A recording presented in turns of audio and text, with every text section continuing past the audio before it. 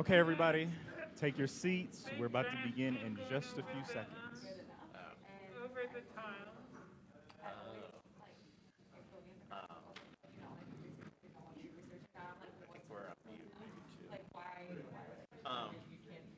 So yeah, I've realized that I like working at my house. I may never come back to campus.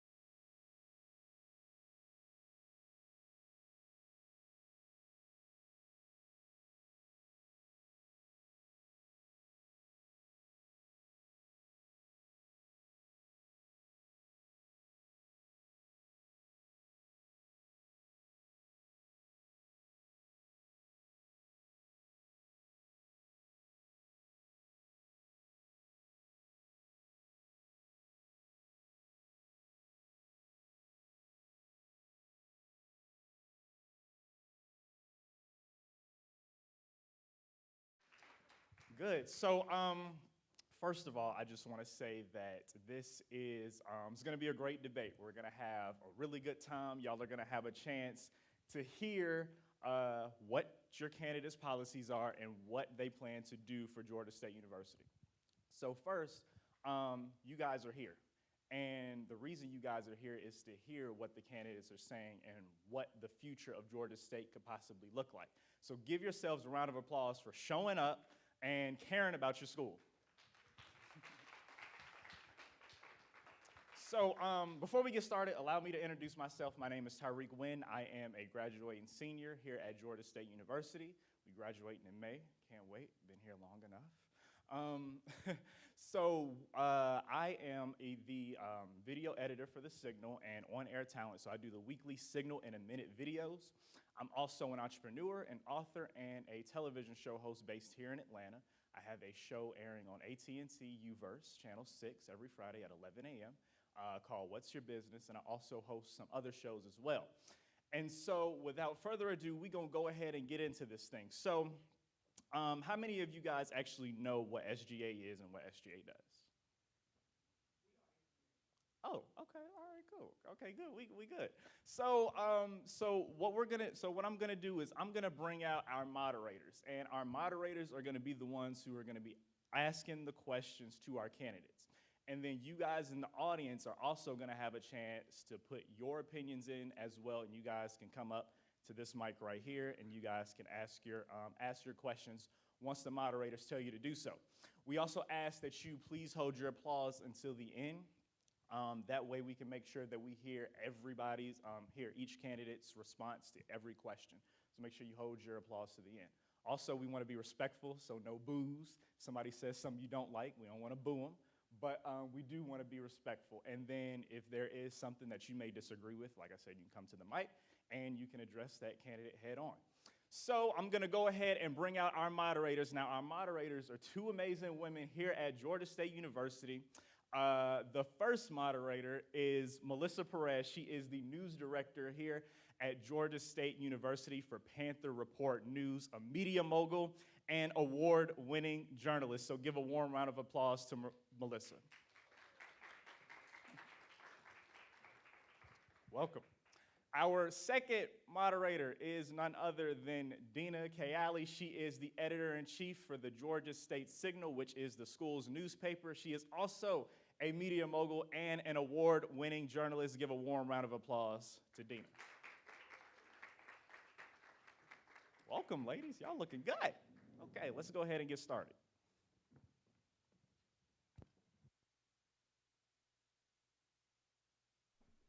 All right, we want to start off by calling the Speaker of the Senate candidates, and we will call them out in order of which they will stand in front of their podium. Candidate Madden.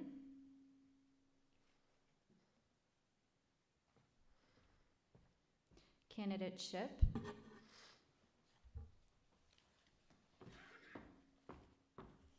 And candidate Walker.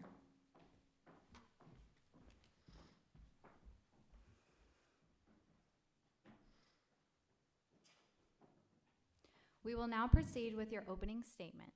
Each candidate will have 30 seconds to tell your constituents and audience why you are right for this position. Candidate Madden. Thank you. I'm Jordan Madden, 17-year-old freshman here at Georgia State University. I want to ensure that GSU students are represented with nothing but their ideas. Creativity, concerns, health, and well-being at the forefront of GSU. Students across this campus entertain conversations of genuine concern, and I believe I am the best person for this job because I've experienced working in spaces with our community. And I've helped build bridges for these types of connections. When our students are the best interests of SGA, GSU leaders, and potential career representatives, we create a thriving atmosphere and opportunities like never before. Students need a voice that will not just represent them and advocate for them, but create opportunities for them and allow them to thrive in a place where they feel their voices are heard and can see the fruit of their labors. 30 Thank seconds. Candidate Shipp. Good evening, everyone. My name is Kayla Ship. I am a freshman criminal justice major, and my goal here and why I'm running is to bridge the gap between the senators and my fellow executive officers, with both sides knowing I'm honest, fair, and have both the SGA organization itself and the student body's best interests at heart. One thing that I want to make sure that everyone knows is that one of the great qualities that I have is not only do I have the leadership mentality, ideology, the background, but one thing that I have going for myself is that I'm a listener, and that goes into that. And I plan to listen to my senators, listen to my president and my vice president, and most importantly, listen to the student body so that all the mandates, the decisions, and the agendas that I hope to make will better the GSU community as a whole. All right, candidate Walker. Thank you. My name is Tanjanae Walker. I'm a senior here at Georgia State University. I appreciate the opportunity to be here and serve students. I've been preparing for this work my whole life. I'm a community organizer, and I'm a student leader on campus. So listening to the students has been at the forefront of my career in college. As an opportunity to be a student speaker of the Senate, I am excited and look forward to hearing from students about the ways we can make changes to our university. I don't like to pretend to know everything, but I do know that I'm excited to hear what you all know. I'm really appreciative for the opportunity to serve you all in this capacity. And one of the things that sets me apart from the other candidates is my extensive experience with leading students within the college environment. All right, So thank you all. Walker. Thank you. We will now proceed with the individual questions where each candidate will have 1 minute to answer. Throughout the debate, you can request a rebuttal to another candidate's statement for 30 seconds by saying, Moderator, I request a response. So the first question goes to candidate Madden. In your campaign platform, one of your issues you speak on is ushering and transparency, specifically fostering a better relationship between SGA and the student body. You suggest a monthly report to be released about what is going on in SGA. How do you plan to facilitate this communication, and what is your plan to bring this to fruition so students are actually aware of what's going on? Thank you for that question. We utilize PEN often to put events, different organizations, and things like that to the student body, as well as the university-wide email address. One thing I think that's pretty interesting is that our SGA officials are not reaching out to the students as much as they should. And I think the people who represent them should at least hear the voices of the students. So I think it'll be important that we do that by revitalizing PEN, using that platform that's already been created to usher in that information, as well as a university-wide email, and see different things like the legislation that's being passed, the key resources that could be giving out, as well as creating information. Candidate Ship, in your campaign, you mentioned student engagement emphasizing on commuter students. How do you plan to specifically bridge this gap? How does the integration of an on-campus versus off-campus student look like? Yes, so that's one of my main points here in my campaign, especially that right now I am a commuter. My goal in bridging that gap is essentially to get in contact with all the students or leaders here on campus that lead daily events, because as we all know, most students who commute, they come Monday, Wednesday, but what if an event is Tuesday, Thursday? They essentially just miss out on that opportunity. So in this position, I would want to get in contact with all of those people who lead to implement a mandate where we have to go through each day of the week before reverting back to the same day, so that gives the opportunity for our commuter students to actually be involved and never miss out on an opportunity. Thank you. Sorry. Candidate Walker, in your platform, you speak on access, advocacy, and activism. You highlight activism saying, I will empower student voices to hold the university responsible for ensuring they do all they can to make sure GSU is and remains a diverse and inclusive learning environment. What does this look like? Specifically, how do you plan to execute this as a possible Speaker of the Senate? Thank you so much for your question. Currently, I am working with the provost of the university to discuss some student issues that were brought to me as a student leader on campus in our SO. And one of the more specific ways that I would initiate holding the university accountable is creating more events that center student organization leaders so that they can continue to be an inspiration to students on a larger scale. I noticed SGA's involvement in curating events that make sure students are in rooms together to have these conversations is missing. And I would like to make sure and ensure that we are facilitating those opportunities for students to have these conversations about how to ensure we're keeping inclusivity in our school. Thank you. Thank you. We will now move on to general questions. Each candidate will have 1 minute to answer. So we'll start with candidate Madden. As Speaker of the Senate, the underlying duties to communicate and advocate for students' interests and foster a close relationships with the student body is of utmost importance. How do you plan to be that liaison between students and know of their needs? Thank you for that question. One thing I think it's important is to recognize the already established student organizations on campus where a lot of students are involved.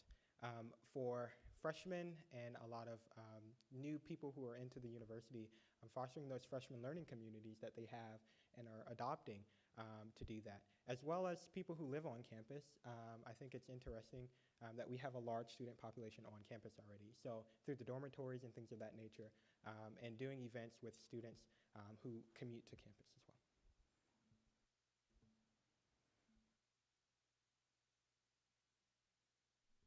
The same question for candidate Ship. Could you repeat it for me? Yes, I may. As Speaker of the Senate, the underlying duties to communicate and advocate students' interests and foster a close relationship with the student body is of utmost importance.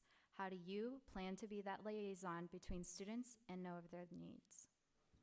So one thing I wanted to do, and that was also part of my platform, was implement a questionnaire that we push out to our students via our SGA website through the Instagram, and even try to get our professors to push out to it, because as we all know, we're out of COVID, so a lot of us went from a high school setting to an online classroom setting to being in this full-blown college environment. So the transfer between the two might be more difficult than it usually would have been. So I want to ask students, what are you struggling with, and what help do you think that you need?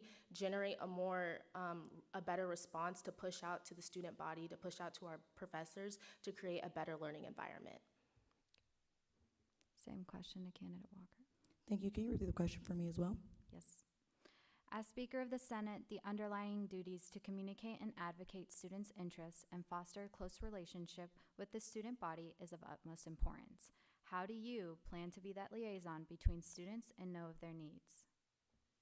Thank you. I really appreciate what the other candidates shared about upgrading Penn and making that a way to access student government officials. However, as Speaker of the Senate, I would create a specific college group me where folks could issue their questions and speak to me directly so that I could have that information available to myself immediately.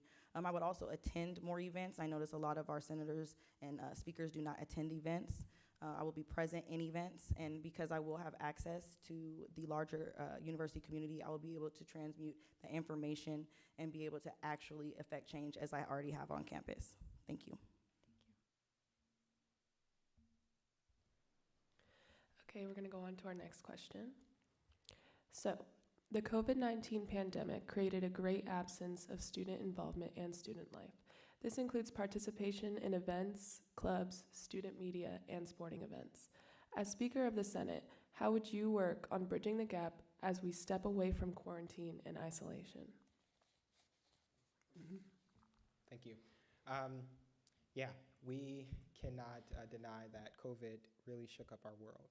As students, especially individuals who were in college or the individuals coming into college. I think one thing that is important for us to do is to create an environment that brings back that Panther pride, that makes an atmosphere that is comfortable enough for students to attend events, to get engaged, to get involved on campus, wherever they are, if they're commuters, they live on campus, or anything of that nature.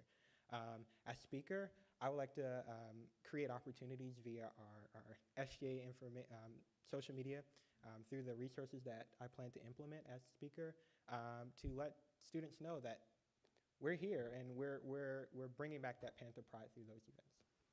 Thank you. Candidate Ship, the same question. Yeah, so that, goes in along with what I previously said, trying to push out, ask students what they need, not just academically, but socially as well, because, we all want to have fun in college anyways.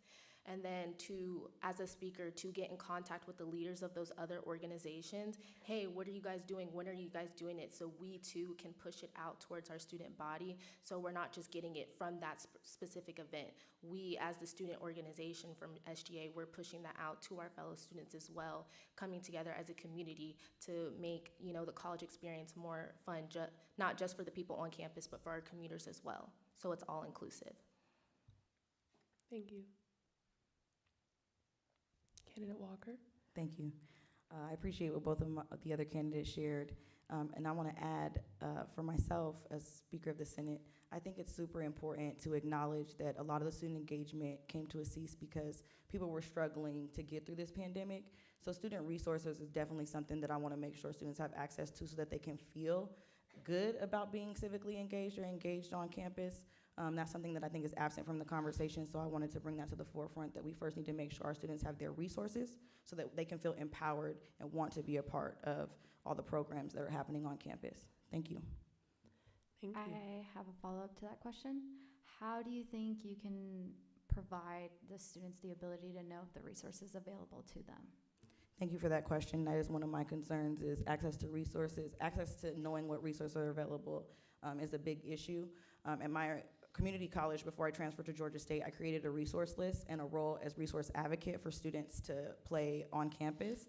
And so that student would have access to all student emails and other student conversation spaces like GroupMe, and would be able to full blast any of those wellness resources and things that may get passed over. As my opponents also stated, Penn is not as accessible as it should be, and folks don't always know the information. So having someone that plays that role, like myself, the Speaker of the Senate, as a resource advocate for students, would be able to share that information directly. Thank you for that follow-up. So we're going to move on to the next question. We're going to start with you, Candidate Madden. There is a lack of knowledge when relating to student organizations and Georgia State students. Many students are unaware of student groups and organizations on campus, and this includes SGA. In your opinion, what is the root of this issue, and how would you plan to solve it?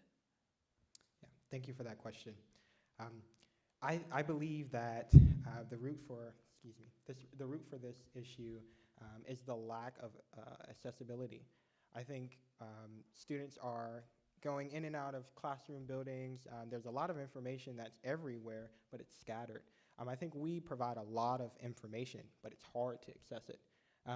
And as I've stated before, I think revitalizing Penn would be very helpful, as well as talking with the organization leaders, of different organizations on campus, reach out to their students, as well as fostering a relationship with students who commute to share this information directly to them, as well as email blasts. I have a follow-up to that question. Yes. What does this revitalize look like? What do you mean by revitalizing Penn? Sure. One thing that I use Penn all the time, I'm sure everyone else does, it's really hard to navigate. I'm like in the search bar trying to type in an org or a club, but I don't know what the org or club is. So I think revitalizing the homepage to create a list of all the organizations in a central location, and then providing short links to those organizations under their own personal section of the page on Penn, and then creating a more appropriate place to submit forms, questions, information, and contact information and things of that nature directly through wherever that org is located on that list. Candidate Ship. Yeah, so piggybacking off of that, I think one thing that we need to start doing is utilizing the social media, as in the Instagram page, more, because as we all know, we all get the notifications to our emails, but how many of college students actually do use and utilize their email? Most of us are on Snapchat, Instagram, so I think SGA, both the executive officers and the senators, should take the time to revamp their social media, because that's the main way that, we're reaching our fellow millennials, Gen Z people, is through social media. Now we have a way to, do polls, to ask questions, to have stories, and I feel like that's the better way to get connected so that our students here on campus are more involved and more aware and more knowledgeable.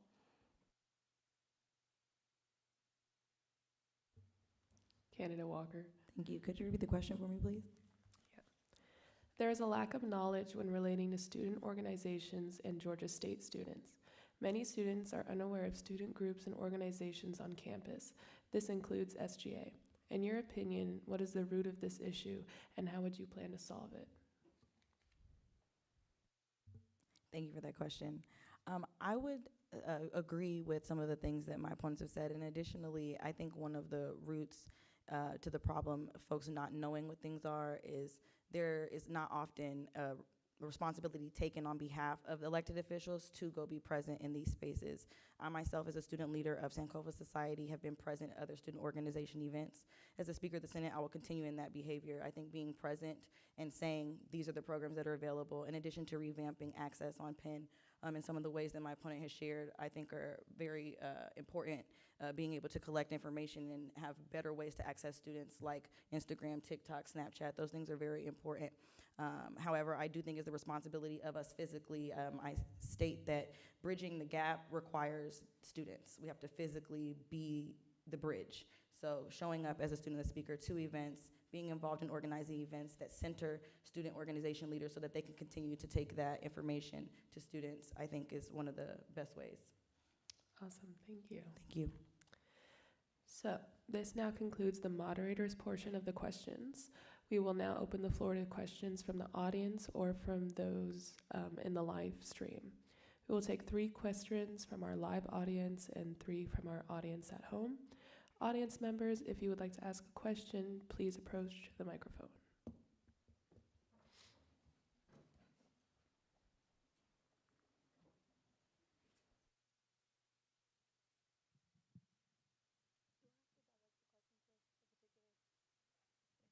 I have a question for Jordan Madden. What experiences have prepared you for the role of Speaker of the Senate, and how will those experiences impact your leadership? Thank you for that question. I recently just got involved with an organization called the Georgia Youth Justice Coalition, and they advocate directly for education policy at our Georgia State Capitol. And so this recent legislative session, I've been working to directly impact college campuses, not just Georgia State, but across the state. Killing bills like HB 1, 1084, and the like. I think I bring a lot of experience to the table when it comes to advocating for students and on behalf of students, not just on college campuses, but in a lot of different spaces, especially with our government. And because of those connections, I think I can bring forth a broader community to Georgia State and signal that we are here, we're important just as well. How you doing? My name is Joshua, Joshua Anthony. I have a question for all the candidates. What do you plan on getting done in your first 100 days? We'll start with candidate Madden. Okay. Thank you for that question. One thing that I believe that's really important, that's a crucial issue right now, is student safety. We have a huge lack of student safety on campus. I remember sitting in my orientation room and the orientation leaders and the chief of police, Georgia State Police, came in and told us that student safety is the best thing here and we'll all feel safe on campus. But since being here, I do not feel we are doing the best that we can to protect our students. And so through the first 100 days, I would ensure that we open dialogues with Georgia State Police Department as well as the Atlanta Police Department, because they are also in this community.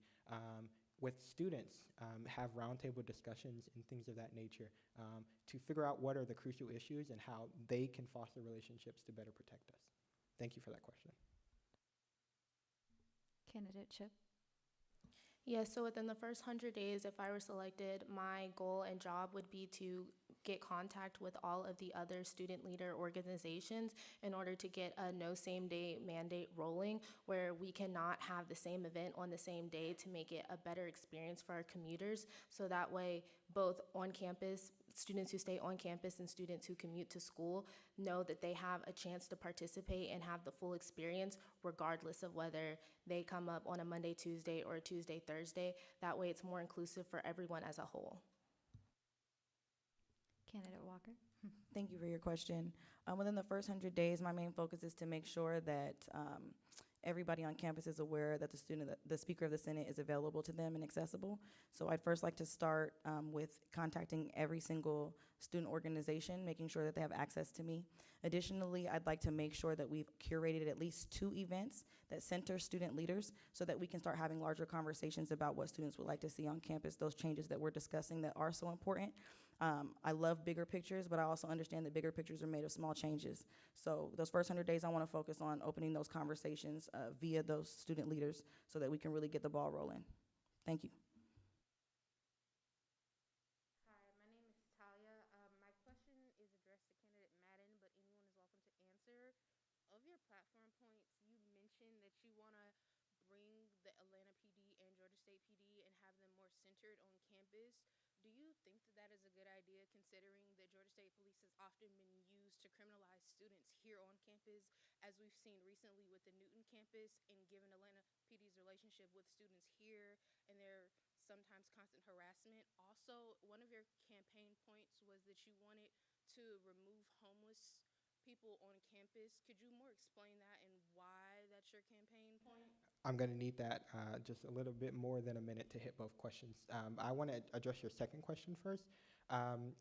To get a better clarity on that point, I was specifically speaking about Georgia State and how Georgia State's being the largest property owner downtown. And when they buy property, they utilize the power that they have to remove homeless people. I don't think we are fostering a good relationship with the people who are of downtown, the public downtown, as well as students on our campus. Because if you know about homeless people, they don't move very often. They are centered in a central location. So as we continue to acquire property, I would like to make sure that Georgia State utilizes a very equitable approach with dealing with the homeless population and not just creating an atmosphere that's displacing them. And to your first point, it's been very emotional to see not just on campus, but what's polarizing nationally around the police and those issues, especially what happened on the Newton campus. I think it's important that we create an atmosphere where Georgia State Police students can feel like they are a go-to. I don't see that. I wouldn't, in any situation, would be the first thing, okay, let me call Georgia State Police to see if they can come and do something about whatever it is. And I think we need to reevaluate that by prospering relationships with students as well as Georgia State Police. And I mentioned Atlanta Police Department because we are in the middle of downtown. They need to hear this. They need to know that we have concerns as well, and we don't feel protected when they're around. We don't feel like they have our best interests at heart. And so I do believe it is a crucial key to making sure that the students feel safe to prosper those relationships. 15 more seconds. Thank you for that question. That's really important. Thank you. Hey everybody, Takai Tinsley, EVP of the 91st. I have a question for all 3 of the candidates. What, if anything, would each of you either change or improve upon from the current administration going into the next semester? You can start from left to right, I guess. Candidate Madden. Right. Thank you for that question. I will like to shout out the current speaker who's in the room, and I thank him for his leadership and everything he's done over his time in this last administration. I read a piece of legislation that just was brought into fruition about menstrual products as well as contraceptives and those being on campus and spaces that are where females, men, everyone can go and those be available, as well as different places in the Student Center.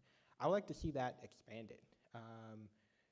That's really important. I think that's a really important big step for being accessible to students, catering to the needs that they have, as well as letting the students know that because we're fostering these relationships and these resources, we can do this. We can be available to you. We can help you and assist you in those ways.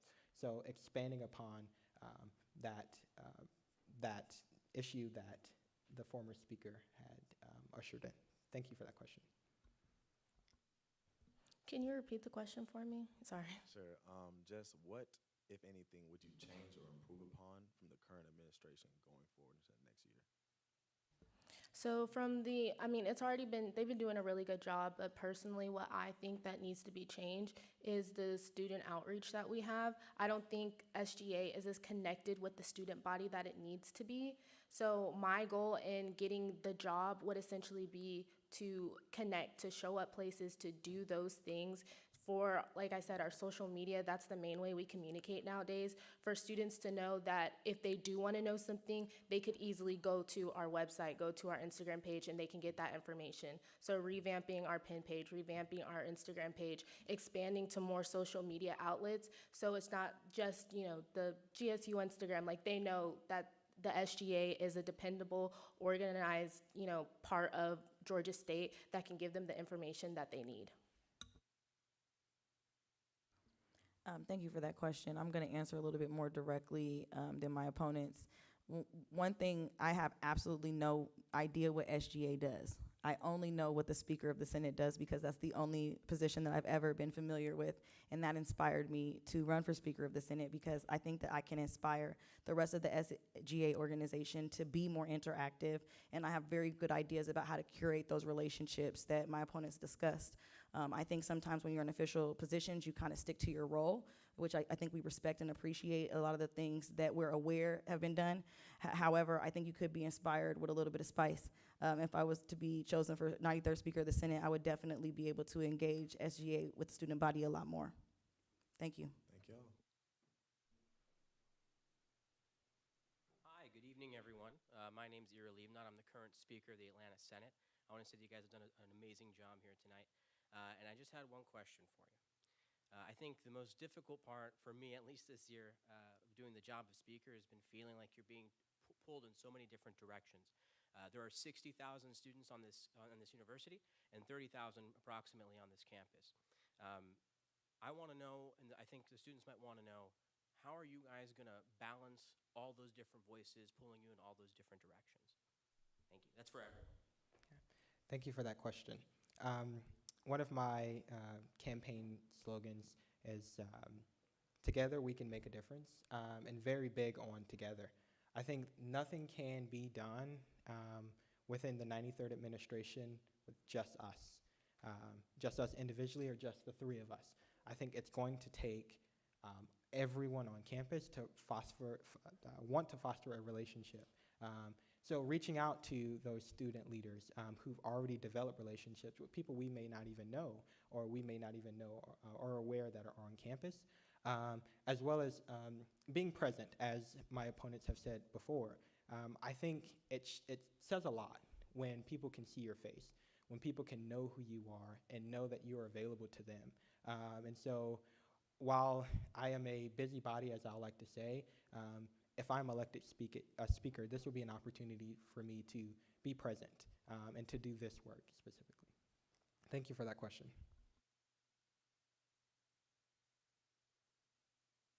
Yes, candidate Chip.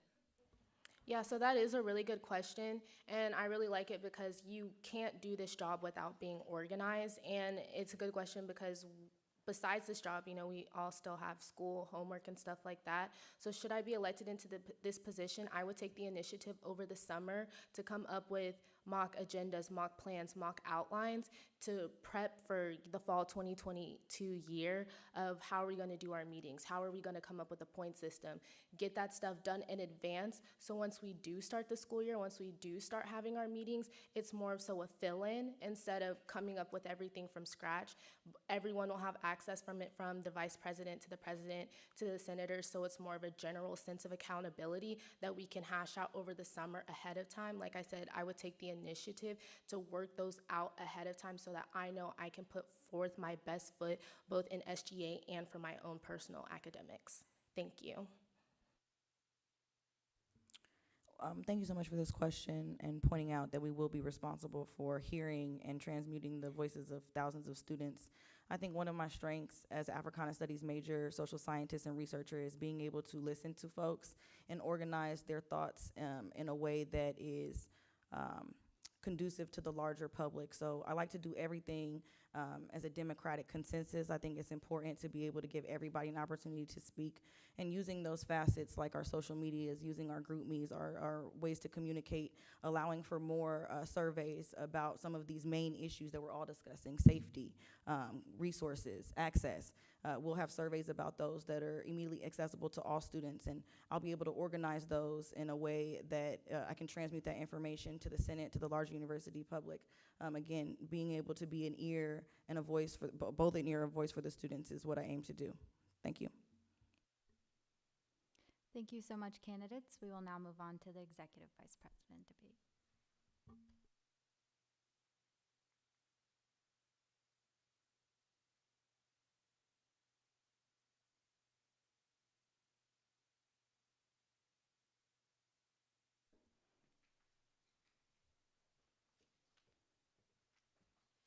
We have one candidate for Executive Vice President, candidate Patel. We will begin with her opening statement, and she is uncontested, so she will just give us her statement. Tell us, your constituents and audience, why you are right for this position. Hi, everybody. Thank you so much. My name is Devi Patel. I'm a freshman here at Georgia State University. I'm running for this position because as an Indian American woman, I realize that there are some issues that I've noticed on our campus that I would definitely like to ensure that we change and regulate.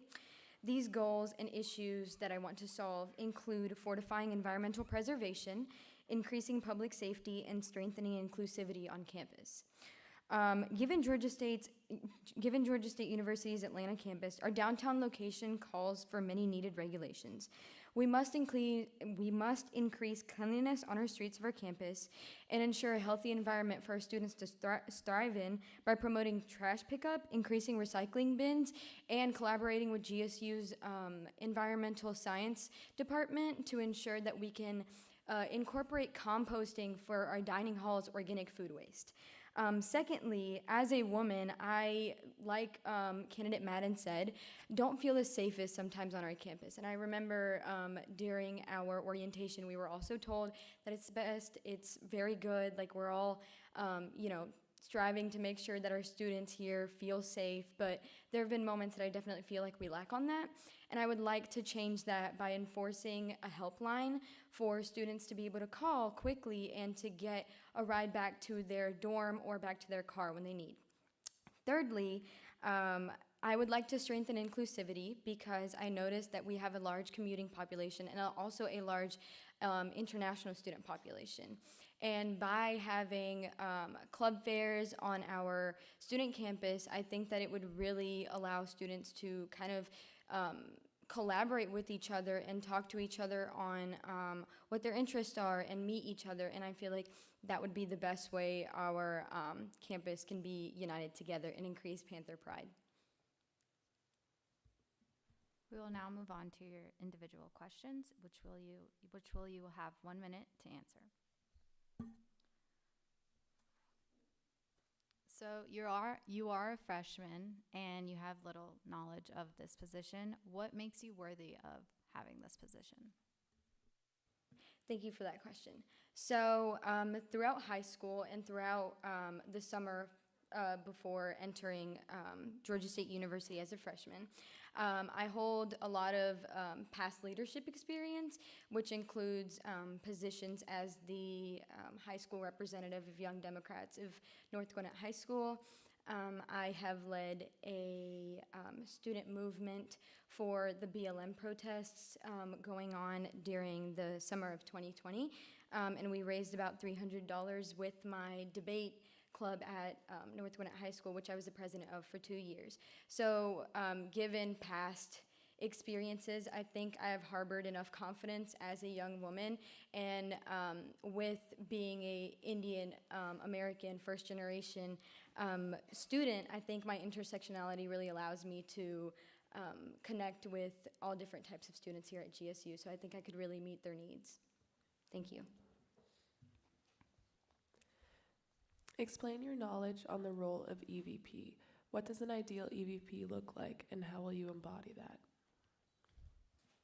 So I think the ideal EVP is somebody that's a listener, and I will do my best to make sure all students are feeling like their voices and their opinions matter the most, and I will not manipulate my position of power in any way, shape, or form, and will utilize my position with the president and to ensure that our campus sees its best. Thank you. What do you know about the mandatory fee committee or the student activity fee committee? So I'm not too educated on that specifically, but I will make sure to do my best to make sure I learn and expand on that. Thank you. What is something that you can identify by the outgoing EVP that you would do differently and why? How would you like to see that? How would you like to see the administration moving forward? Thank you for that question. I think that right now SGA has a great role in connecting with students, but I think we could be better with it. I think by collaborating with students through social media, because we are Gen Z, because we do have millennials, we utilize social media a lot more than we did before, especially after COVID. And by getting in contact with students through questionnaires, like the previous candidates have mentioned, we can have polls, we can ask questions through students without just emailing them. And I think in the past we've utilized that a lot more, and I think it would be a great way for us to kind of move away from that and transition into a day where we use social media more than we have before and turn it into something that's a fun platform, into something that's a professional platform to hear voices that we haven't heard before. All right, this now concludes the moderator's portion of the questions. We will now open the floor to questions from the audience or those from live stream. We will take 3 questions from our live audience and 3 questions from our audience at home.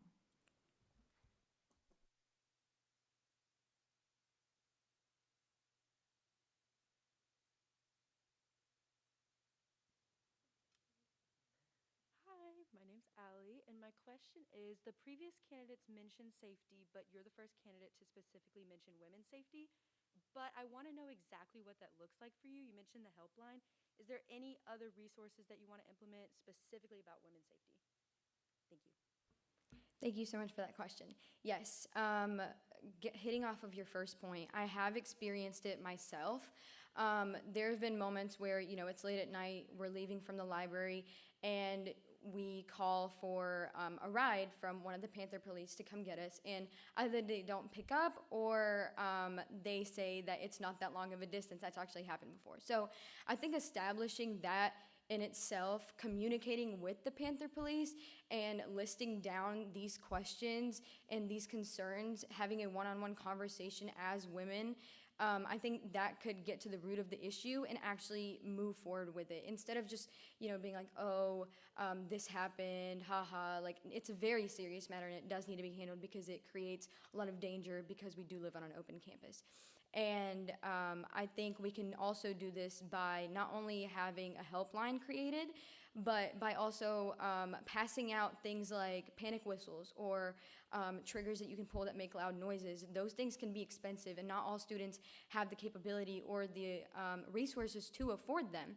So by using funds to make and give students the tools to protect themselves if in case something were to go wrong, I think that would be a great place to start. Thank you. Thank you, Candidate Patel. We will now take a 5-minute intermission and move on to the presidential debate.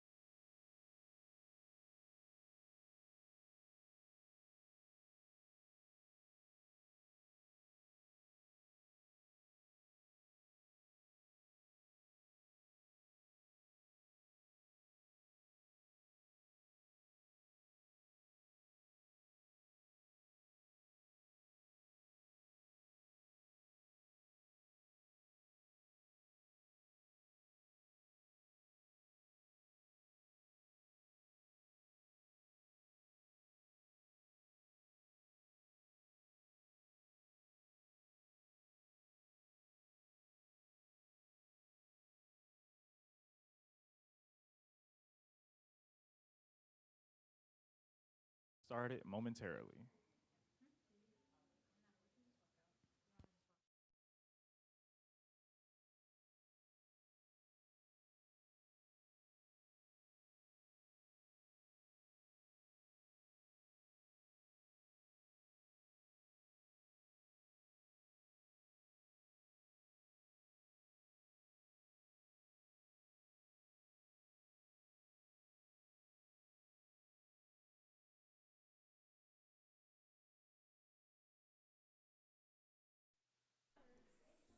Okay.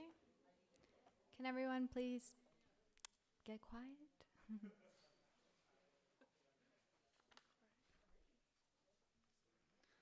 All right, we will now begin the presidential debate.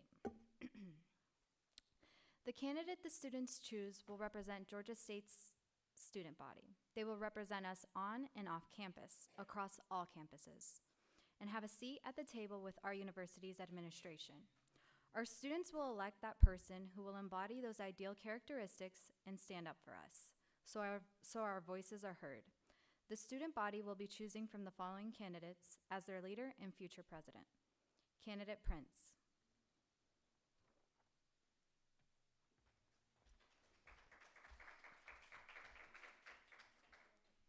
Candidate Leavnot.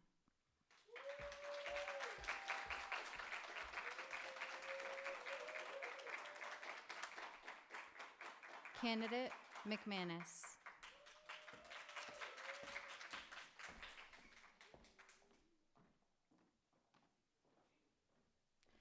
You'll have 1 minute to tell your audience and future constituents why they should vote for you.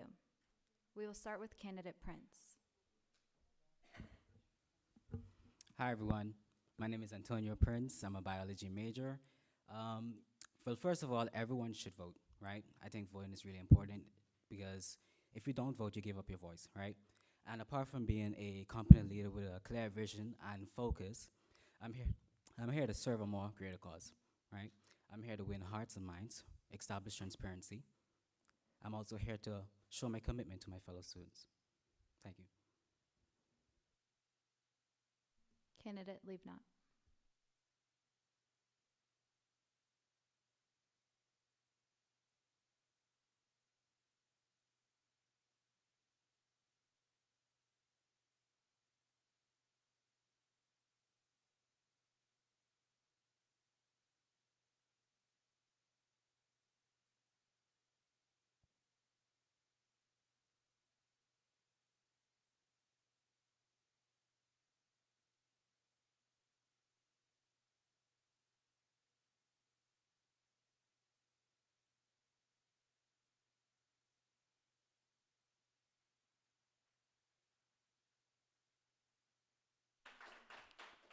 We would just like to ask to hold your applause. I know it's hard, but till the end of the debate. Candidate McManus. Good evening, everyone. I'm Kirsten McManus. I am an African-American woman. I'm currently in my second year here at Georgia State. I'm studying business economics, and I believe I am the perfect president for all Georgia State students because I am compassionate, I'm empathetic, I am a leader. I care about each and every one of you, and I will put you all first. I'm not in this position to boost myself. I'm here to make sure that we are getting things in place that need to be done. I'm here to spread love and, create that beautiful community that we already have in Georgia State and uplift it. Just bring up a little bit more spark to it. So, yeah. We will now pose individual questions to each candidate, where you'll have 1 minute to answer throughout the debate. You may request a rebuttal for 30 seconds, where you say, Moderator, I request a response. Our first question goes to candidate McManus. Unlike your two other opponents, you have no previous experience at SGA. How do you plan to lead an organization, and what skills make you worthy of this position? Thank you for your question. So I am a leader. Throughout my experience in school, I created my own organization in high school. It has been active for 4 years. It is also known as one of the first African-American organizations at Chamblee Charter High School. I believe that I am a great leader. A great leader is someone who listens, they delegate, they're able to, formulate a plan for everyone. Just because I'm not a part of SGA doesn't mean that I'm not more than capable of learning how to be a great member of SGA and lead SGA. So just to, have that experience, being a part of SGA doesn't mean that you're already fit for the job. I believe that a great leader can be anyone. It takes courage to be a leader. You have to be brave. You have to be a risk taker. You have to be focused and driven. And I believe that I acquired those qualities. Thank you. A follow-up to that question. I understand that those are great qualities and ideal characteristics for a leader, but I want to know specifically what experience and what makes you capable to be a university-wide president. So I have worked on numerous projects, and I'm always the leader in those projects. I feel like a student in college is not gonna have all the experience immediately. A leader does not have to have a list of experience to be somebody that can lead a group, guide people, and lead them towards greatness. You don't have to have a list of extracurriculars and things that are like credible to you. I mean, that does help, and that is like evidence, but I believe that it's better said than done, and that a leader does not need to they have to start somewhere. And this will be a great way for me to start somewhere. And I believe that I can connect with all students on all campuses, not just the Atlanta downtown campus, even though this is the heart and the home of the Panthers. So, yeah.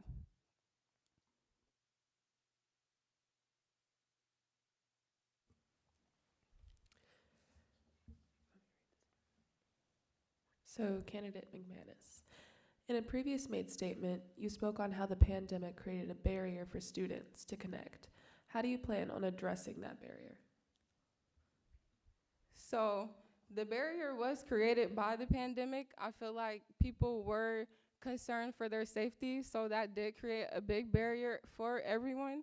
I will start by creating more events and meeting with our leaders to make sure that we're connecting with our students.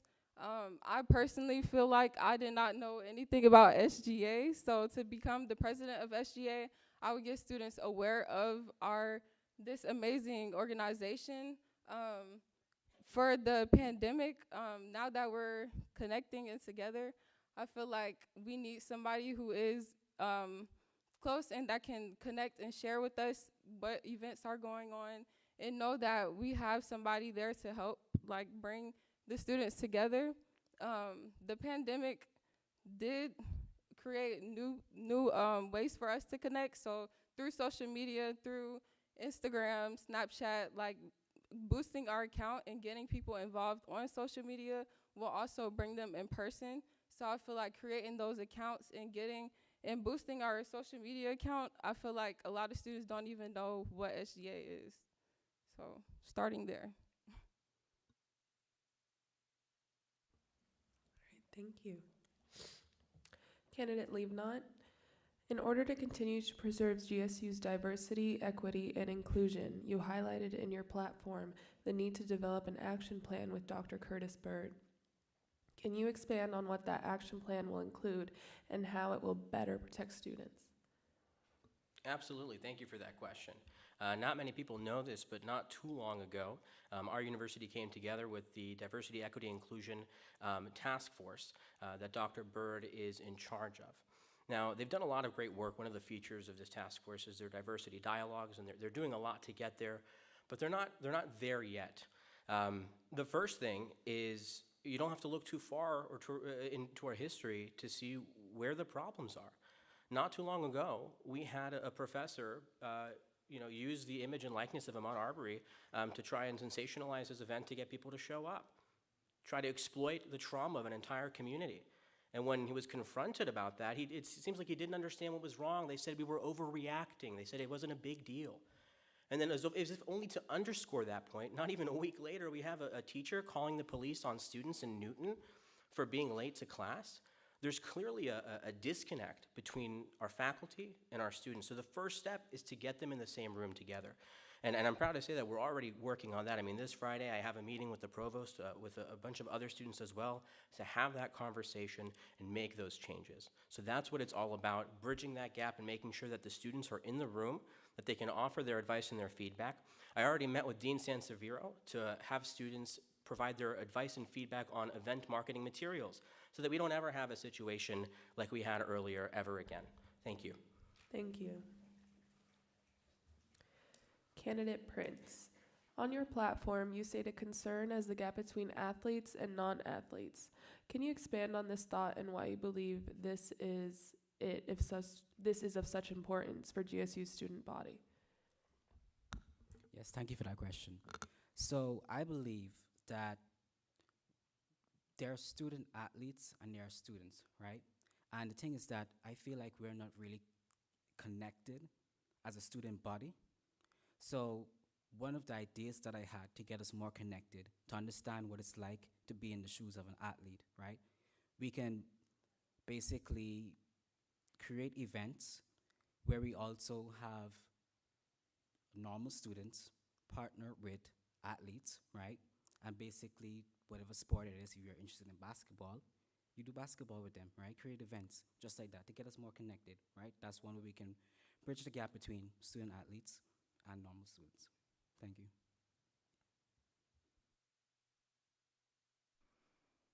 Candidate Liebnot. One of your platforms speaks of obtaining better data regarding mandatory student fees. What specific plans and goals have you created in order to make sure you obtain this information? So that's exactly the problem, is that it doesn't exist, to my surprise. Earlier this year, and you mentioned earlier in the debate, the Mandatory Student Fee Committee. I sit on that committee, as well as the Student Activity Fee Committee. And one of the things that I said is, how are we making decisions about which fees to increase or decrease when they can't tell us how much money they need to make certain things happen? I had all of them together and I said to them, if I give sustainability another dollar, what does that look like in benefits to students on campus? It was silent. They couldn't tell us because they don't have the data. So the first thing is putting them all on notice that they need to get the data together. Now, it's a big school, 60,000 people, 7 campuses technically. So it's not easy. So that has already happened, and they're working on aggregating that data, but not only aggregating it, because the data by itself would be meaningless, but also presenting it in a way that would make sense, in a way that we can start to have the conversations about why are we paying a $275 athletic fee and a $5 sustainability fee? And I think those numbers changed slightly to $15 and $250. You know, I don't attend all the sporting events, but I breathe air here all the time. And I think we need to do a better job so we can make those decisions only when we have the data, and it simply doesn't exist, but we're going to get it. Thank you.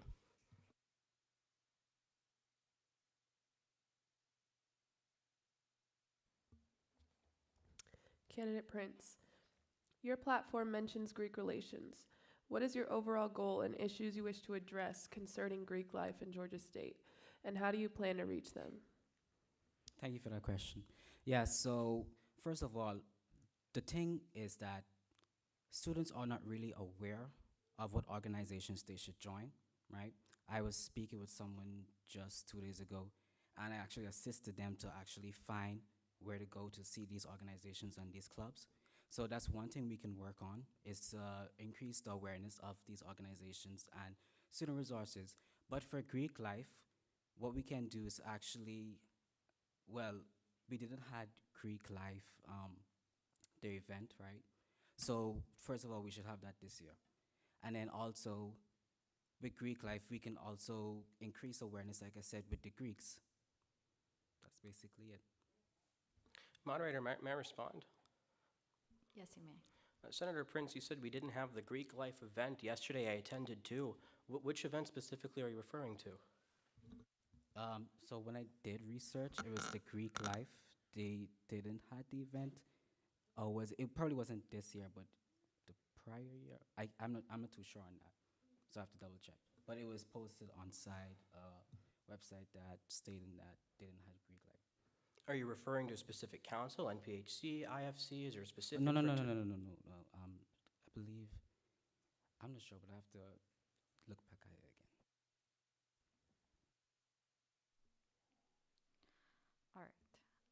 We will move now to the general questions. Each candidate will have 1 minute to answer each question. In 1 or 2 words, what is the biggest issue affecting students university-wide, and how do you plan to tackle this issue? We will begin with candidate McManus.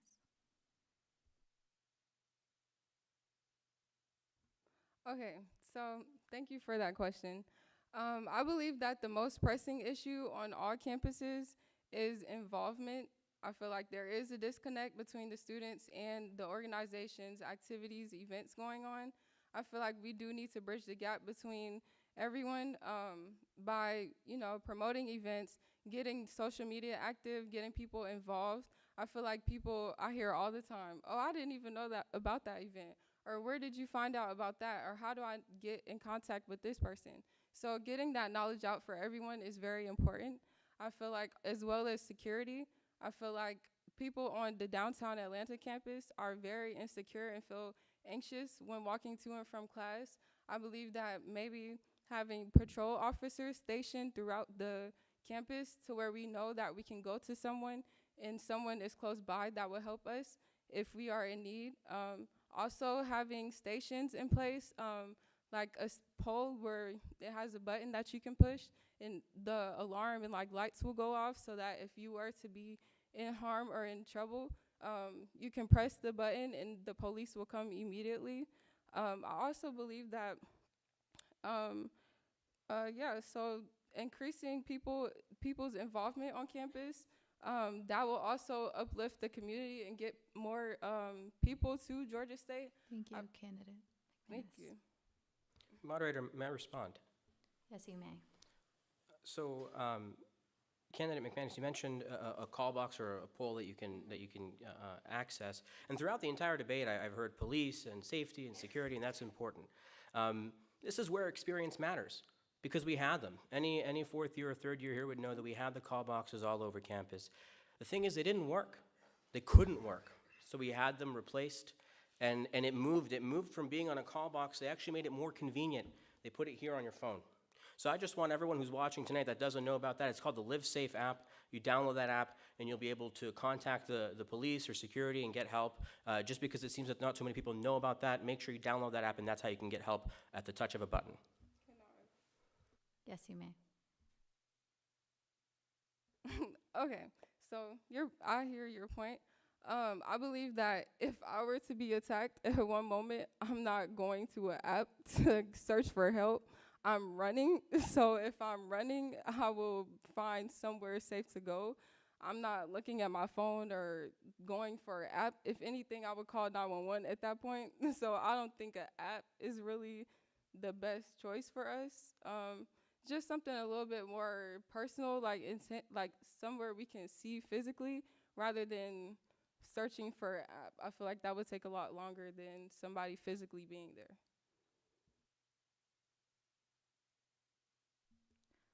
Okay, we will proceed with candidate Liebknott. In 1 or 2 words, what is the biggest issue affecting students university-wide, and how do you plan to tackle this issue? It's engagement. And I think we're all pretty clear on that, it sounds like. We understand that it's engagement, but the disconnect is how do you solve that? Imagine a river. And imagine that in this river you have several dams. Well, if you unblock one dam, it doesn't mean anything if the one that's stopping the water is still blocking it.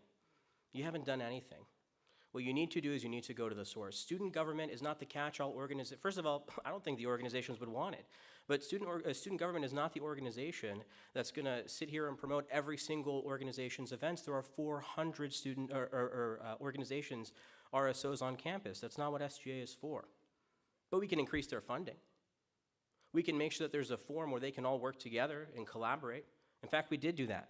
It's called the United Student Organizations. We founded that this year. Earlier in the fall semester, we had over 100, or nearly 100 students sign the founding documents. So those are the things that we can do so that they have the resources, because guess what? Nobody knows Pi Kappa Alpha like Pi Kappa Alpha. No one knows the Sankofa Society like the Sankofa Society. Nobody knows how to market their orgs better than their orgs, so we need to give them the ability to do that, and that's what we're doing. Thank you. Candidate Prince. Can you repeat the question? Yes, I may. In one or two words, what is the biggest issue affecting students university-wide, and how do you plan to tackle this issue? Lack of awareness of student resources. That's the main thing, I believe. Because like discussed, we're not really aware of what's actually going on inside. We have so many student services, right? One of the big thing I'm really focused on is mental health, right? And in the beginning, I did not actually know we had counselors, right? But we're paying our tuition for these things, so we are really aware of these things. So that's one thing that we should actually look towards is increasing awareness. So with rebranding the Instagram of SGA and all the social media, right? Basically we could increase the awareness by posting these stuff, right? A list of the resources that are offered, and that would be it. That we'd also try to also increase followers also. That's one thing of the Instagram. I noticed that it's not much followers. So we should also work to increase the followers first, get the students active inside the SGA. And then once we have that, and they see that and we have all these followers, right? We can also, that's basically it, sorry. Okay, I have a follow-up to that question. You speak about social media awareness. Is there anything on campus that you plan to do with other leaders of other organizations or plans that you have to maybe collaborate to make this awareness visible? Right, thank you for that question. Yeah, so I was actually with a meeting with the mental health organization yesterday, right? And like I said, I'm really big on that because the things that we have mental issues inside college and worldwide, and we don't normally talk about these things, right? So, and it's common that it can affect anyone. So one thing I would ask them is what would they like to be seen done, right, to improve mental health? They suggested that we get more counselors, which I actually believe.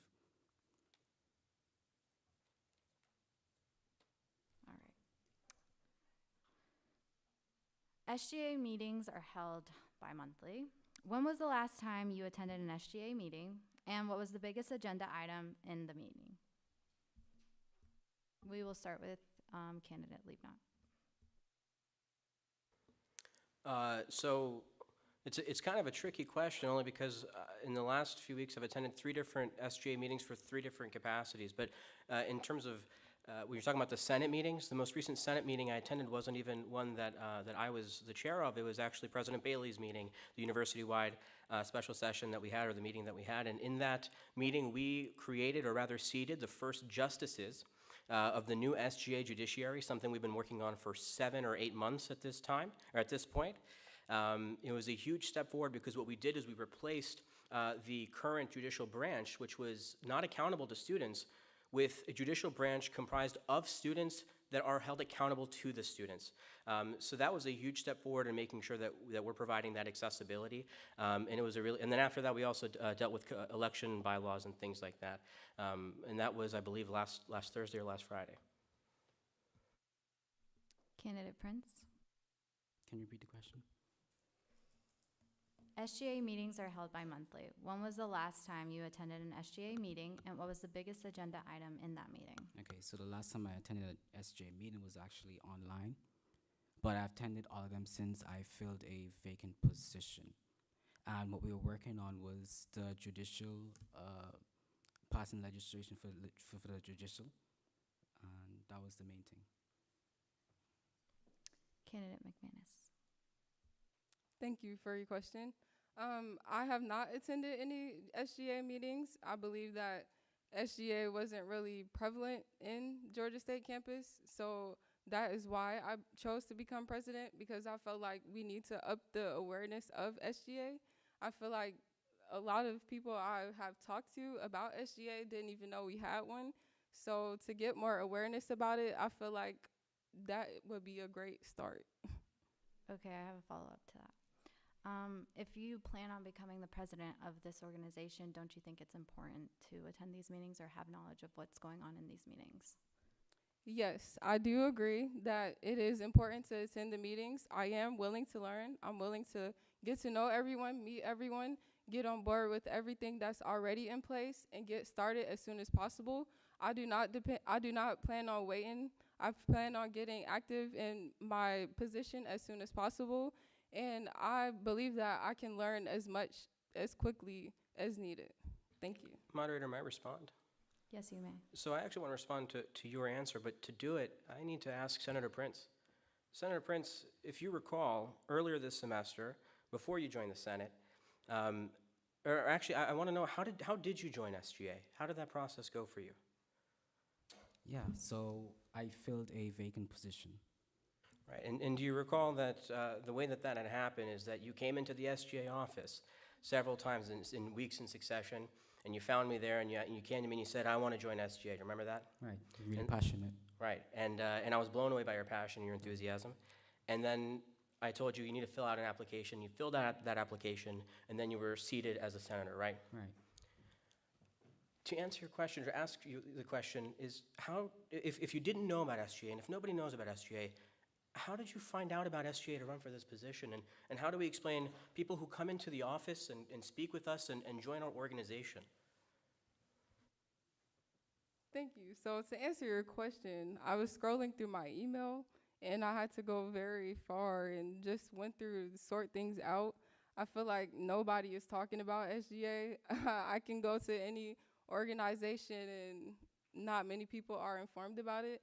So honestly, I found out about it by being a diligent student who checks their email and scrolling through and sorting out emails. And I went to the PEN website and I was looking on PEN and I found that there was an application for SGA. Right. So the thing is that when I always tell people about SGA, they be like, what does SGA stands for, right? That's what you're trying to say. We don't really know about these things. The reason why I actually joined, because in my head, I know that this is a university. There must be a student government association. That's what I know, right? But other students may not know that. And that's why, like you said, you have to scroll far inside your email. It might be there, but the thing is that, like, how are you actually reaching the students? Because a lot of people don't check their emails, right? So, yeah. Just to elaborate on what you were saying, that the SGA, a lot of us don't know about SGA out there. Yes. Yeah, I say I would agree. That's why it's very important as president for us to spread the word to students. Being face-to-face is different from being in an email. It's different from being on PEN. If you see someone and they're telling you, hi, I'm a part of SGA, I'm your president, and I would like to get to know who you are and let you know we have all of these organizations, all of these events. You would feel connected. You would feel like, oh, well, maybe I should join SGA. That seems exciting.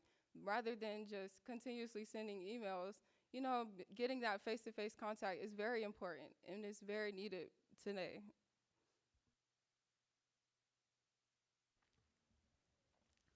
Thank you. We're going to move on to the next question. So, if elected to the presidential position and you could only accomplish one thing for the student body, what would it be and why? And we're going to start with candidate Prince.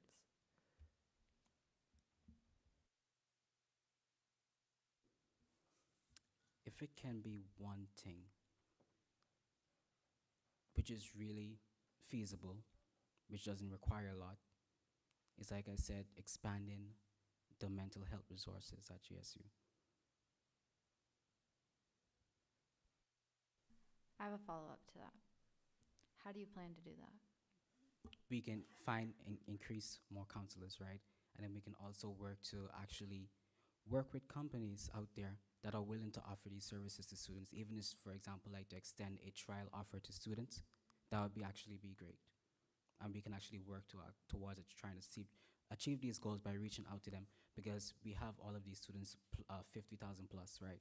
I'm sure companies are willing to just give an extended trial to students, and if students like it, then they have a large audience, right? It doesn't even have to be related to increasing counselors on GSU. It can be just that. Okay, candidate Levenot.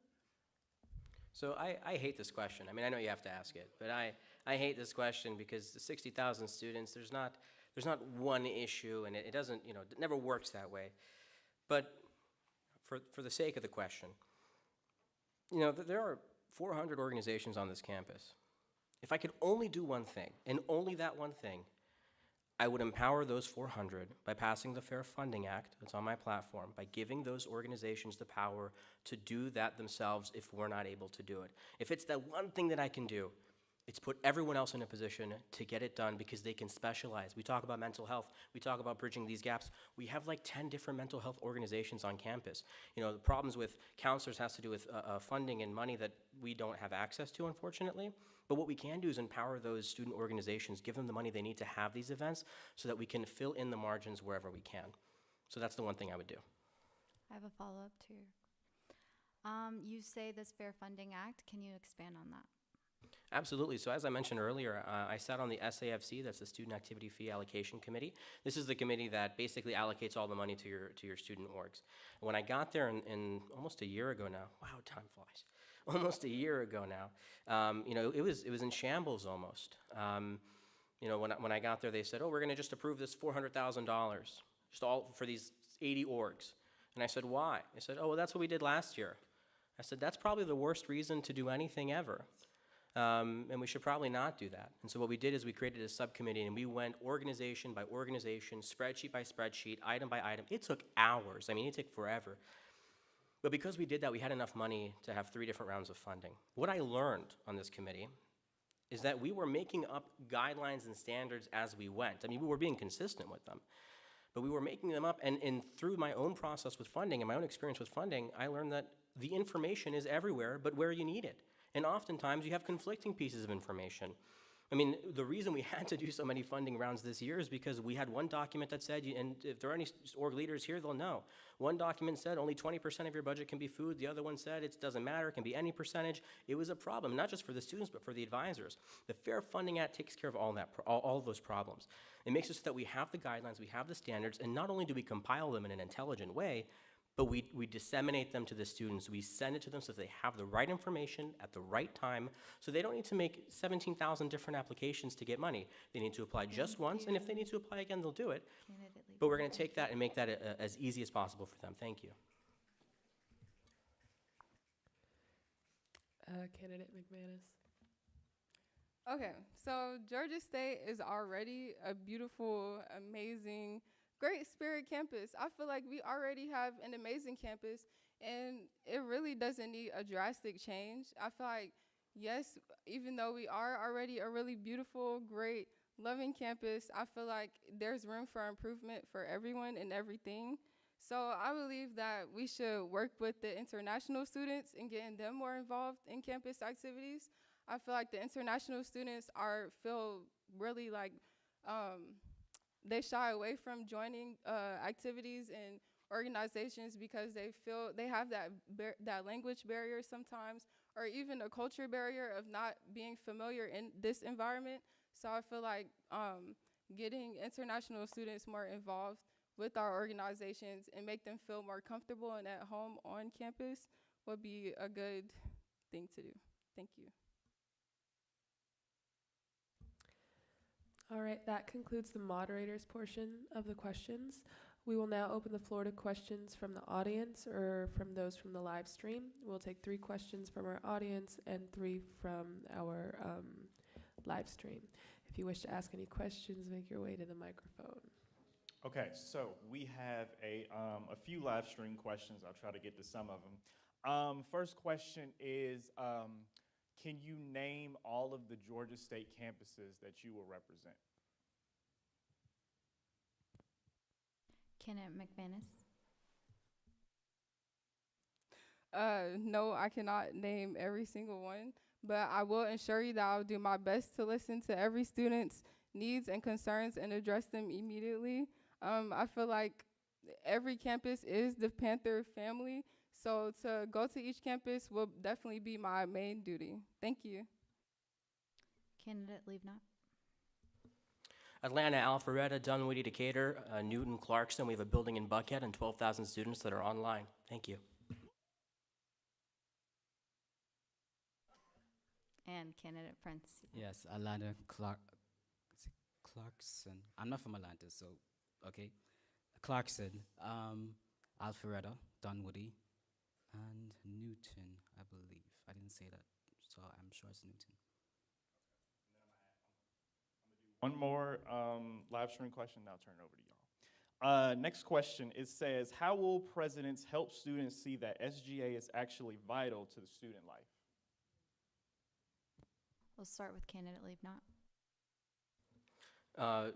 By being there for them, by making a difference. I mean, look, I was talking with a student not too long ago, and they said, they're a friend of mine, and they said, I'll vote for you, but why should I really care? And I said, well, are you a commuter? They said, yes. I said, do you park at GDEC during the day? They said, yes. I said, that wouldn't be possible if I hadn't done the work that I did earlier this year with the parking department. I asked them, are you a part of a fourth floor organization in the student center? They said, yes. I said, so do you have a chapter room up there? They said, yes. And I said, you wouldn't have that this year if I hadn't met with the dean of students and procured that extra year for them this year. We need to show them and do what matters to them. Do the work, listen to them, and make their lives better here on campus. It's not just about posting on Instagram. It's not grabbing the first template off of Canva. It's not getting these stock photos. It's going in person to these events, having the presence there, and showing them that value.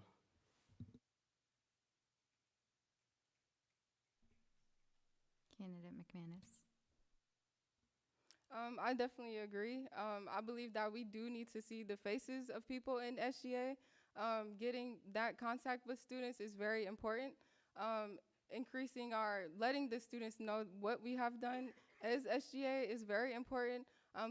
Showing them the evidence, like this is why you are here today because we have worked on this, and etc. Like making sure that every student is aware of why they're doing what they're doing, and how they are able to have access to the things that they are in today.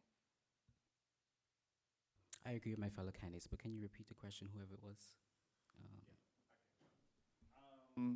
So the question comes from online. It says, how will presidents help students to see that SGA is actually vital to the student life? Well, president, first of all, should be an active listener, right? We are actually for these people. We serve these people, so we should actually be an active listener. Active leader knows when to speak and when to not speak, right?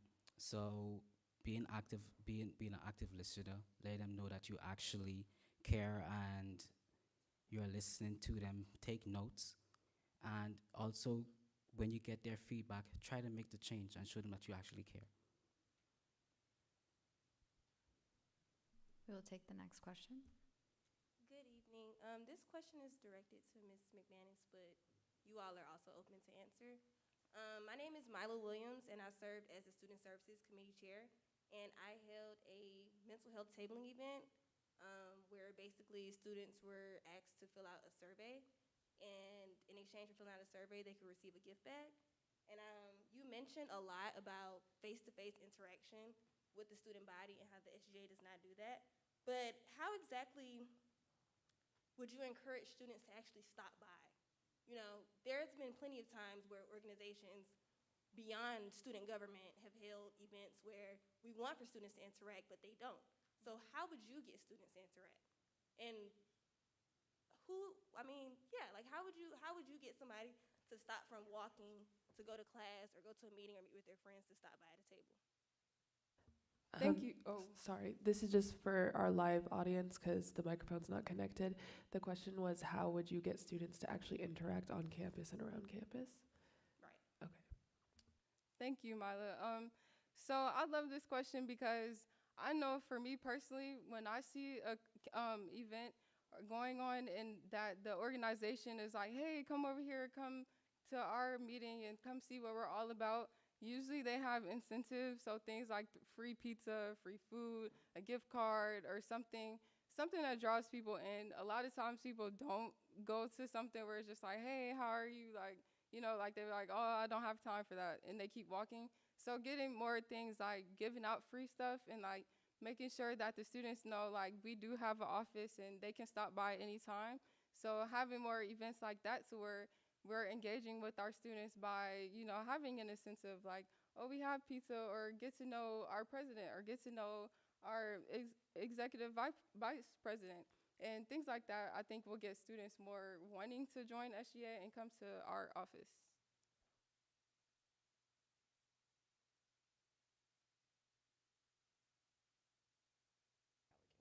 Okay. Right, and what I'm saying is that has been done, but students don't interact. So what difference would you make in what we already do as SGA or student orgs in general to make students stop by? So again, for our live stream audience, the question was, what would you actually implement and do differently that hasn't been done before as giving free stuff out? So one fun thing we could do is like by making TikToks. So we could say, hey, do you want to be in our TikTok?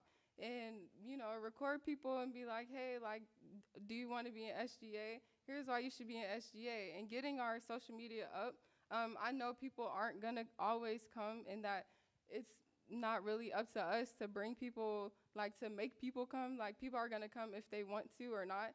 So I think making it more fun, I feel like SGA might be seen as something serious and like very like strict, but making it a more friendly environment would be very important in getting students to want to come. Thank you. I'm sorry. Sorry. So did you get general feedback from the students of what they actually wanted? That's my question for you. In regards to the student mental health table? Yes. What would they like to like? Do you actually take the time to actually interact with students, see what they would like to be seen at these events? I mean, sorry, I'm not supposed to ask you the question, but yeah. But did you actually get the general feedback from the students to see what they would actually like at these events to actually instead like incentive to actually trying to compensate them in some way? Oh, like right? what exactly what they like is Right. gifts and trinkets and things like that?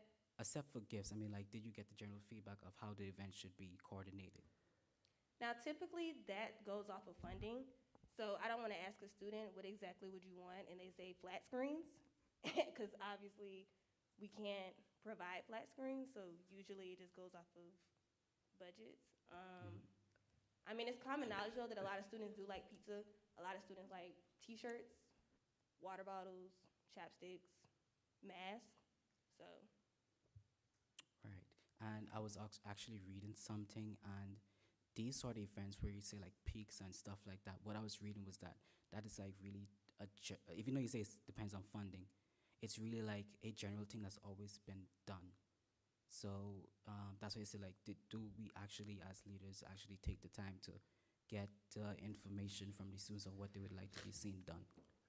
Well, speaking from the event that I held, because it was pertaining to mental health, I worked with counseling services to get their perspective on what students should receive in those bags. So what exactly could help students with their mental health. So my table wasn't just T-shirts and water bottles. The bag consisted of things that were given to me by the counseling center that could help people who may be experiencing mental health issues, and those were like activity books and things like that. It's a great question. I just, has anyone on this stage held an event on campus? The reason I ask is because if you've held events on campus, and I remember my freshman year as the CEO of a group called Panther Hackers, and we held an event with 800 people RSVP'd within 10 hours. Part of the job is making sure that you're tapping into something that's important. Once you've done that and you have a niche community, they're going to do the work for you. Anybody who's had an event on campus knows that the people who attend those events are probably a part of another student organization. So you have to utilize that network because there are pockets of communities that have proven that they're active, that they can spread through word of mouth what's going on. So utilizing something like the United Student Organizations, which is brand new and we're still getting it going, that's how you're going to get people to actually attend those events. That's how you're going to spread the awareness and make sure that they understand the value of that, especially when it's something like mental health, which everyone would say that they care about, but perhaps not everyone knows exactly where to go. Thank you for that question. Okay, and I have one more question. That's okay. Go ahead. What project? This is for everyone. What projects have you all already completed or in the process of completing that pertain to you all's agenda as the president? That was, what project have you or are you completing that pertains to your agenda as the president? Right. Yeah. Yeah, so currently I'm actually working for safety and security.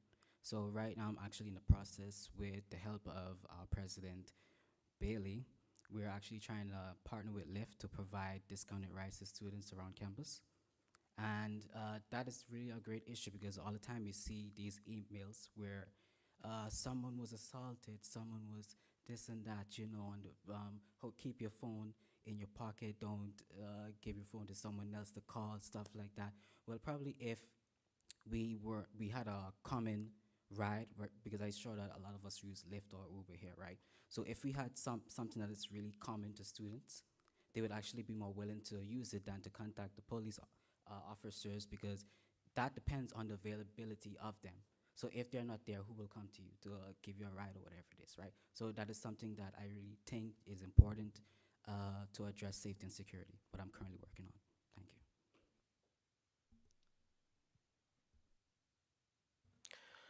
you. So there's a few things. Right now, for my safety and security point on my platform, it's the Blue Light Initiative.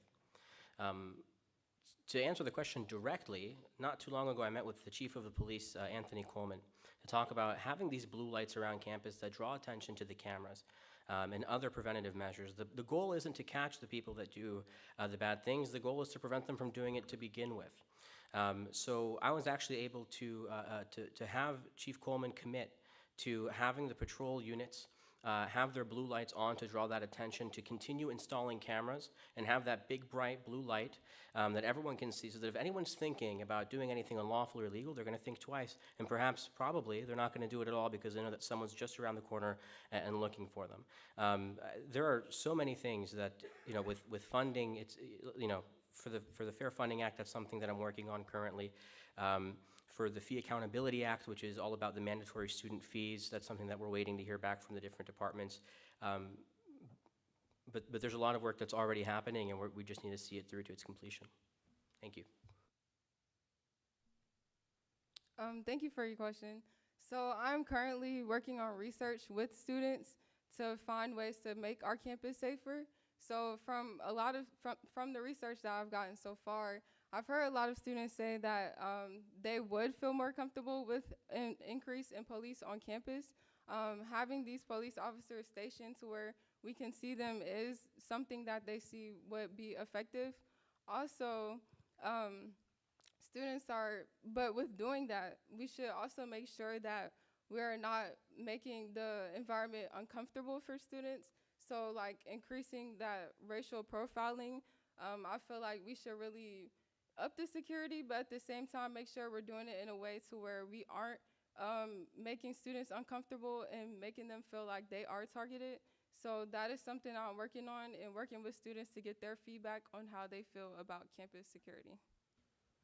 I just want to clarify, did you say you want to increase racial profiling? No. Okay, I just want to make, okay. No, I said I want to have police officers stationed throughout the campus. So if you're at the student center, at the library, or you're out with your friends, you will be able to see someone and know for a fact that someone will be right there. Not necessarily police officers walking around, but just to be sure that you know someone is around there ready, like if anything were to happen, rather than you having to go all the way to the police station. So I think that will help make students more comfortable. But I was just saying that to ensure that we're not creating more racial profiling, that we should come up with a plan to not only increase security, but do it in a way that is effective. Thank you. Hi, my name is Jillian Onegichi. I'm currently a senator of the College of Arts and Humanities. And during the entire debate, I kept hearing about experience and like people having experience or not having experience. But I believe actions speak louder than words. So what are y'all gonna do in your first 100 days? We'll start with candidate Leavnot. Oh, we will repeat the question. The question is asking what you will do with your 100 first days.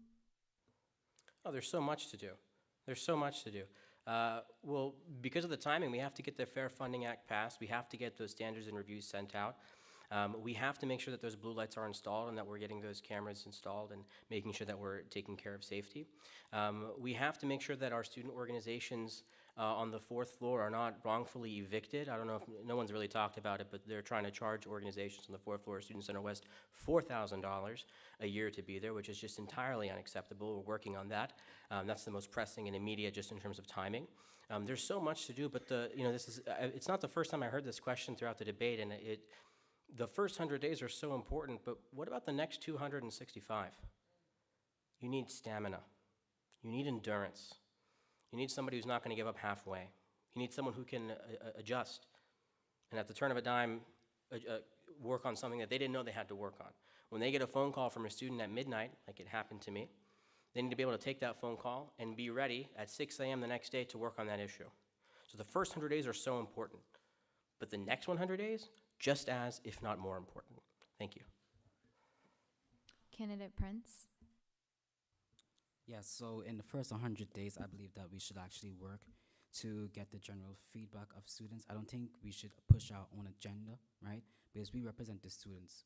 So actually taking the time to reach out to them to see what they would actually like to be seen within 100 days, that actually makes more sense to me than to come up here and say, well, this should be done or that should be done. Yes, I believe in mental health, that should be passed. Yes, I believe in safety and security, that should be passed, but what about the students? What do they believe in? We all have goals that we want to be seen done, right? So taking the time to get the general feedback from everybody, that would be good. Oh. Sorry, I have a quick question, just a follow-up question. Like, you said feedback, and you said it before in the debate, but how? Like, to get general feedback from the student population, how do you think you're going to do that? So quickly, for our live stream audience, she's asking how. Right.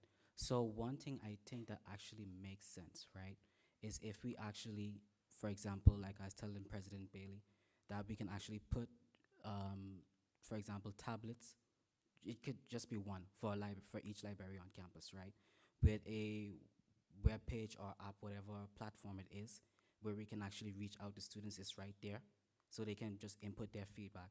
Then we can also try to rebrand the website, the SGA website, where it's more easy to input your ideas and your thoughts, right? And like other candidates were saying, with rebranding the Instagram and social media, we are now in the day of age where we can just put polls and ask questions and stuff like that. Moderator, may I respond? Yes, you may. Senator Prince, you're new, so you wouldn't know, but we actually have rebranded our Instagram, I think, twice in the last year. It didn't help. It didn't help. What we find is that students aren't going to come to us. We have to go to them.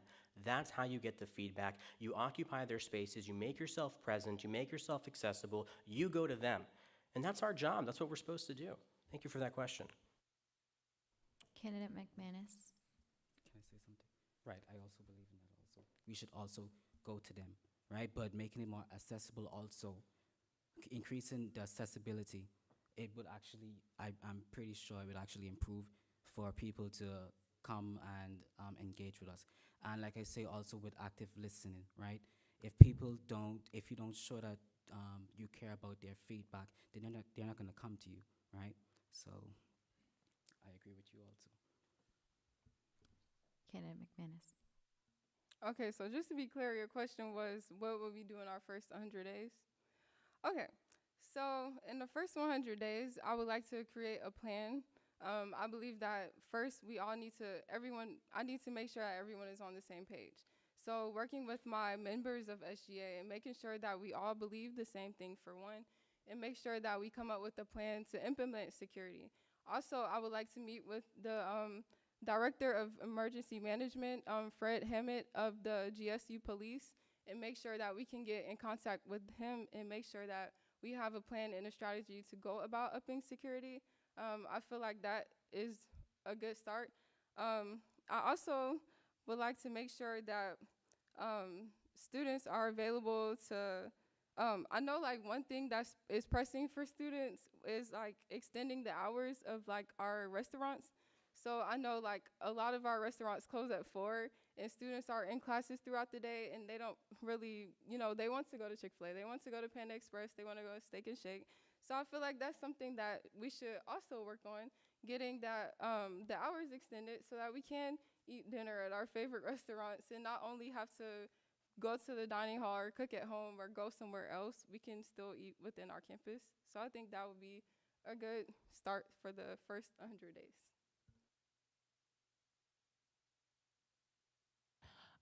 So I am part of the Senate currently, and I know that you two would know, but we don't have too much involvement with our senators. Sometimes with meetings, we don't even have enough senators to pass legislation, which can be really disappointing. So I was wondering how y'all would create more involvement within the senators. I've heard how you're gonna create involvement with the students, but with just within SGA itself, create more involvement. Did you have any plans?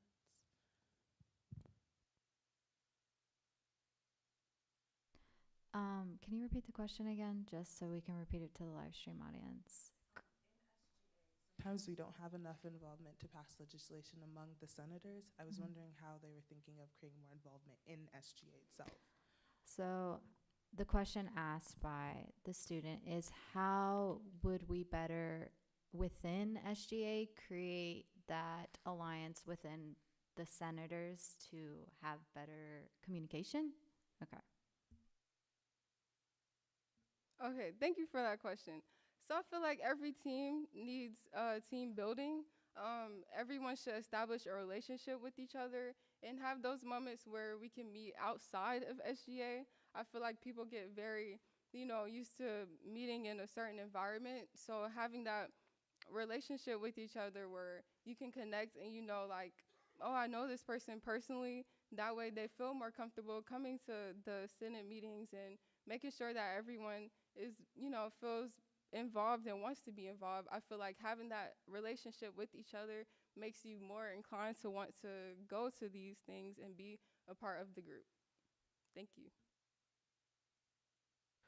So it's an interesting question because I can only speak to it from, you're an Atlanta senator, I'm the Speaker of the Atlanta Senate, and I can talk about the Atlanta Senate, but the question, I should really apply it to the university-wide Senate.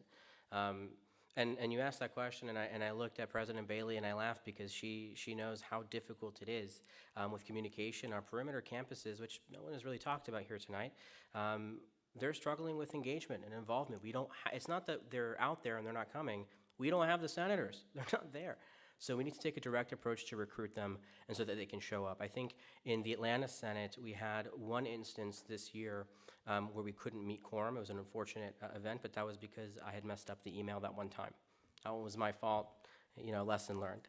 And we did make that mistake again. But with perimeter campuses, we need to have a direct and physical presence on those campuses. And that's something I pledge to do, is be at a different perimeter campus at least every other week. So every week be at a different campus.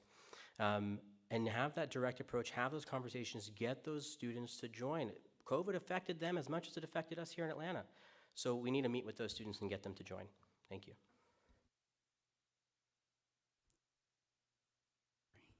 So one thing I believe in is that transparency, increasing transparency inside the SGA, because even though I filled out a vacant position and I just recently joined, still I'm really unaware of what's really going on with inside the SGA, and I'm inside the SGA, so that's actually seems bad, right?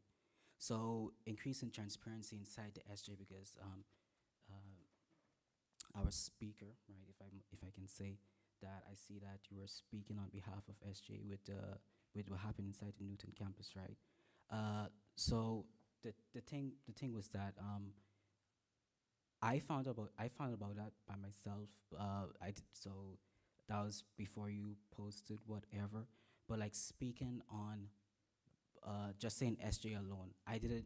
Who did you talk with to say that? Well, this is what the SJ believe in. When all of us, when I didn't even get a say into what should have been said, or what like as a collective body for the SJ, that you actually would put that information out. Yeah, so if you look at that statement, it says from the office of the speaker. So that's just from my office as an executive position. So the senators have legislative positions. The speaker is unique. The speaker is a legislative officer, but also executive. And in that capacity is authorized to speak on their office. In fact, President Bailey and I had this exact conversation. And it's specifically why you don't see the SGA logo on that statement, because I wasn't pretending like I was speaking for all of us. Unfortunately, that event happened, and we haven't yet had another Senate meeting in either one of our senates. So we haven't had that opportunity to speak on it, but when one of us is elected president, that will be our job to do that. But in the statement you're referencing it, speaker from the office of the speaker. Okay, and we also have the team meeting app, right? So that could have been sent inside. That the accessibility is there. It's not like it's not there. But what I also believe is that to create a safe environment, right, for the senators, where you can actually give senators a project to work on by themselves or with whoever it is. I just joined, so I can't really speak on that, right? If that has been done before, I don't really know. But like I said, giving senators projects to work on and creating a safe environment where anyone can input their voice.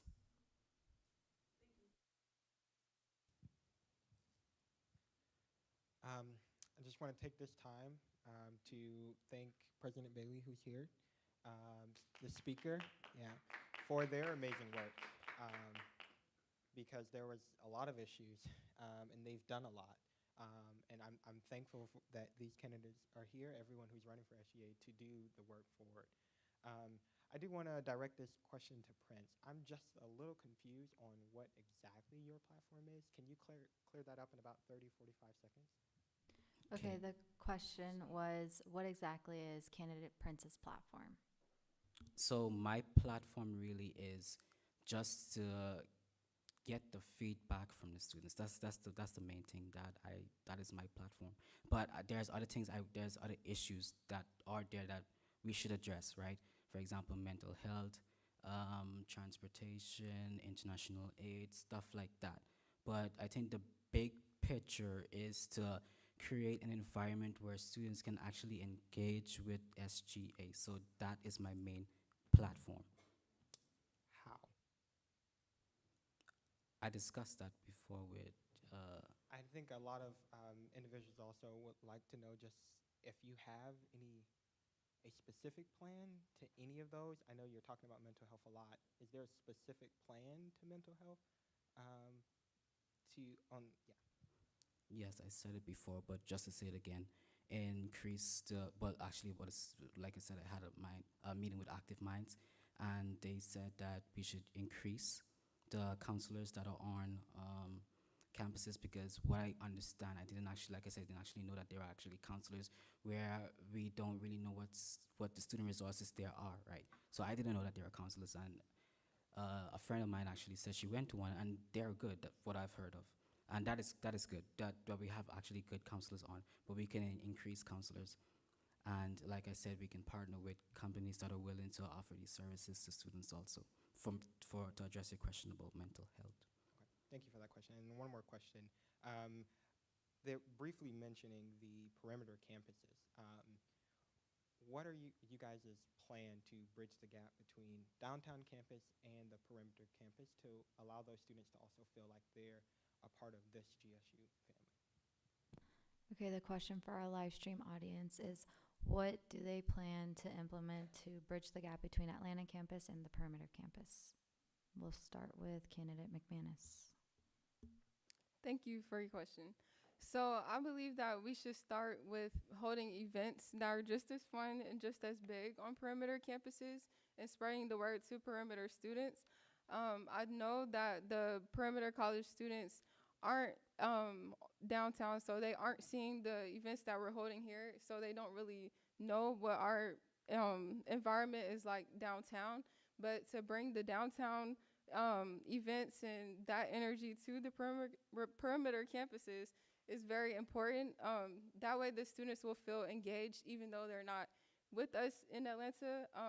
Being in Alpharetta or Clarkston, Dunwoody, being able to stay on their campuses and also feel at home is very important. So having those events and those organizations and establishing a life in like a more vibrant community is very important. Candidate Leibnot. Step one is knowing what the perimeter campuses are, knowing where they are, going to them. Look, perimeter campuses are on life support. It's we can laugh about it, but it's not that funny. They need help. And my assessment is the only thing that's going to get perimeter out of this is a hands-on direct approach. We're going to go to those campuses in person. I'm going to recruit those people myself and make sure that we get the people in the positions so that we can get our Senate functioning fully. Candidate Prince? Right, I agree with my fellow candidate. So we should always think statewide, right? Yeah, we can tend to forget and think locally about just the Atlanta campuses because it's just really the main campus, right? So anything that we do, we should ask ourselves, how can it benefit the perimeter? Also, keep it in the back of our minds that there are other colleges out there, right? So as long as we are aware of that, I believe that we can work to bridge the gap. Moderator, may I respond? Yes, you may. Keep it in the back of our minds. We need to keep it right at the front along with everything else. It's half the school. We can't keep them in the back of our minds. It's half the population of the school. We need to keep them front and center just with everyone else and make sure that we are taking care of them like we're taking care of everyone else. If we keep it in the back of the mind, that's exactly where they're going to stay, in the back of our mind. They're not an afterthought. They deserve just as much attention as everyone else. Thank you. I just want to get more clarification. What was the plan to reach those perimeter campuses for Prince? I didn't discuss the plan. I just said that we should just. Oh, what's my plan? Yes. Well, like I said, I agree with my fellow candidate here that we should actually go towards them, right? We should visit, even though we are on that at the campus. That doesn't mean that we can actually go towards those campuses, right? Thank you.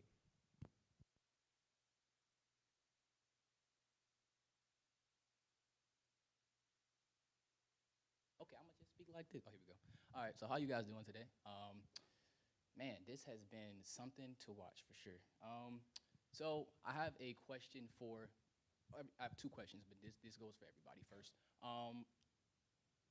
We're looking at, we've had this conversation about experience, right? I do have a question for, and this one's more directed to Ira because I know he's been here the longest and he's put in, I have to give you your props, you've put in a lot of work. But we've been dealing with, per my own research, I'll say, with a lot of these issues over the course of a few years. Do you think that, in this specific case alone, that you I meant that terribly. How could we integrate clubs more into SGA since we do have that Senate problem? That's why, since I want to get at the seniority in this situation. Yeah. So our question for live stream is, how can we integrate the clubs more into SGA? So, it's a good question. If you Google the 90th debates, when I was a freshman, I ran for student body president. And one of the things that I dreamt up was the United Student Organizations. I didn't win, unfortunately. But I didn't let that stop me. And so I went and I went to different student organizations. I became the president of one, director of business operations of the other.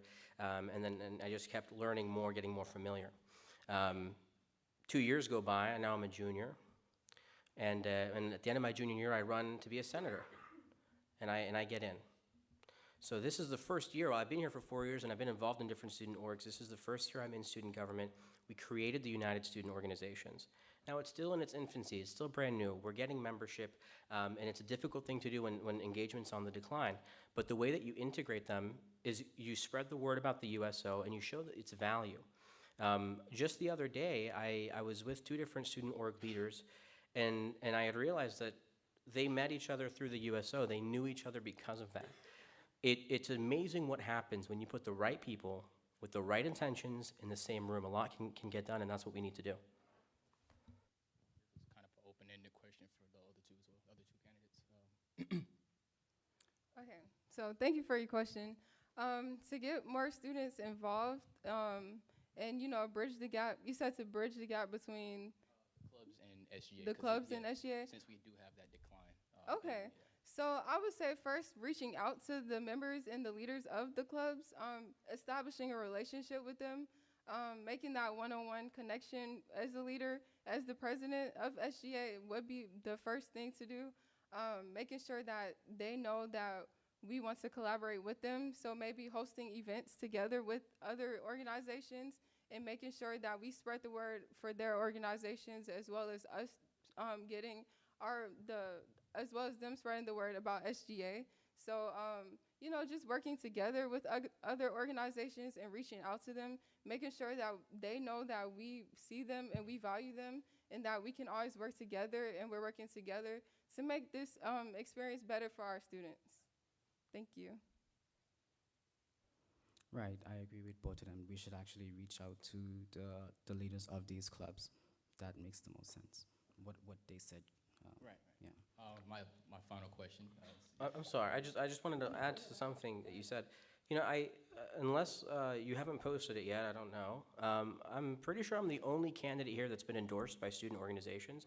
I've been endorsed by 2 different student organizations, and the reason that they're endorsing me is because they know me. It's because I'm attending their events. It's because that they know that I'm a force on campus that's going to fight for them. So that's how you. It's not just about, again, creating that space and just, you know, hope they come. You have to go to them, and that's what I've been doing this year, and that's why I'm the most endorsed and the only endorsed candidate. Yes. So I have been working on endorsement. It's still inside the process. It's not like we don't have time to get these stuff, right? It's not the end of the campaign period.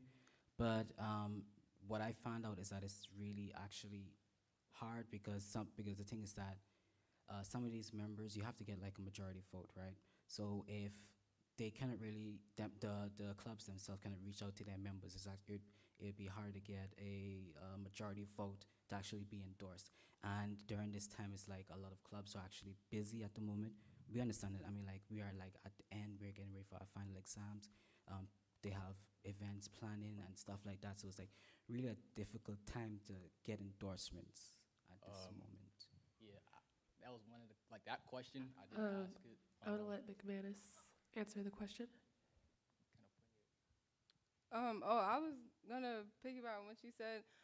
Just because we don't have endorsements doesn't mean that the students don't know us or don't see us. I'm very connected with a lot of students here on Georgia State. There are people in this room who know who I am. So just because I don't have a title or the experience or membership of a club, I do know lots of students on campus. I am making those one-on-one interactions, and I am getting to know people face to face. Just simply being in an organization doesn't mean that people are going to be on your side. It doesn't mean that they agree with you. So I feel like, you know, actually having that interaction with people is valuable as well. I just have one more question. It's a real simple one, just for the people in TV land. Just because I understand how a lot of cases we have everything at the tip of our fingers, and we watch stuff and we keep pushing. That's what TikTok is. That's what Instagram is. Can you summarize, each of you, in the quickest way possible, what your, that sounds like my mom, but can you summarize what your platform is exactly, just because I know that some people might not watch through the whole thing. Okay, so the question for the live stream audience was, can you summarize your campaign platform? I'm going to say let's summarize it in 15 to 20 seconds, major points. And we're going to limit the questions from the people who do have questions to just one solid question. Yes, candidate McManus, you can. Thank you for your question. So my platform is to unite students. I believe that Georgia State is already an exceptional university, and I feel like connecting students by spreading word about our activities and getting people involved, increasing security and making sure that students feel safe when walking to and from class, and also making sure that everyone is able to experience the Georgia State experience. So that includes international students and perimeter college students. So making sure that everyone feels included and that we're not excluding anyone. So yeah, thank you. Yeah, I think I've touched on almost all of them throughout the night. The Fair Funding Act, which is all about getting more money into the hands of the student organizations. The Fee Accountability Act, which is getting that information about the different fee departments and how they're spending their money. The Blue Light Initiative, which is about safety and drawing attention to the safety resources. The Diversity, Equity, and Inclusion Action Plan with Dr. Curtis Bird, which is all about making sure that we have unique students, diverse students in places where they can have their advice and their feedback. You have repealing and replacing the policies of the Student Center with fines. They fine students if they miss their reservations. It's morally abhorrent and repugnant, and it has to stop. And actually, just the other day, I was at the SCAC, which is the Student Center Advisory Committee, and we actually passed a proposal to make it so that you can miss more events before you start getting fined, punitively fined. We're not there yet, but we're getting there. More dedicated spaces for students. Those fourth floor orgs, their fourth floor orgs are being evicted. Candidate Leibniz. Thank you. Candidate Prince. Yes, instead of like listing a long list of stuff, I've said it numerous times throughout this meeting, it's just to give students the voice, right? Getting their feedback. That is what I'm all about. Thank you. We'll take the next question. Good evening, candidates. It's nice to meet you all. It's great to be back here at Georgia State. If you don't know me, guys, my name is Kaylin Thomas, and I had the pleasure of serving as this university's 91st student body president. Now, during the 91st administration, thank you guys. During the 91st administration, we tried our best to embody the slogan of students first. And that's because we believe that not only did our student government not do what it needed to do to put the student body first, but that our university overall lacked the accountability and the overall awareness to put our students first. So I'd like to hear from every candidate on the stage, how will you put students first, not only in SGA, but across the university? The question for our live stream audience comes from Kaylin Thomas, a previous president. He asked, how will you put students first, not only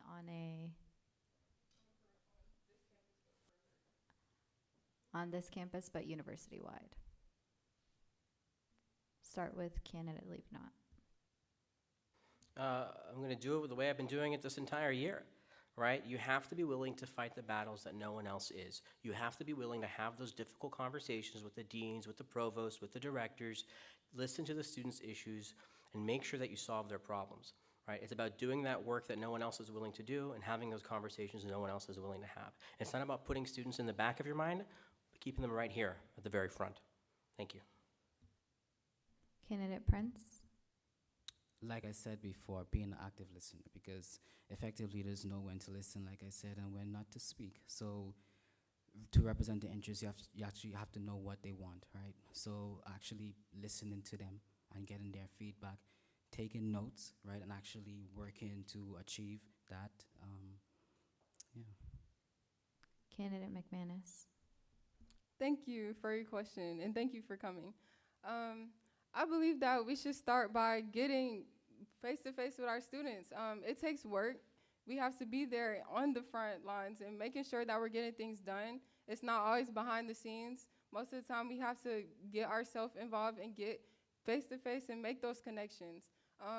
Students are, busy. They're not really checking their email or looking for SGA. So we have to make sure that they see us, that they know who we are, that they know who our president is, and that they know that they can contact us and they feel comfortable reaching out and being a part of SGA. Thank you. Well, thank you. I know it's not easy being up there on that stage. You all did a great job tonight. We'll take the next question. Hi guys, my name is Briara Murphy. I'm here from the law school.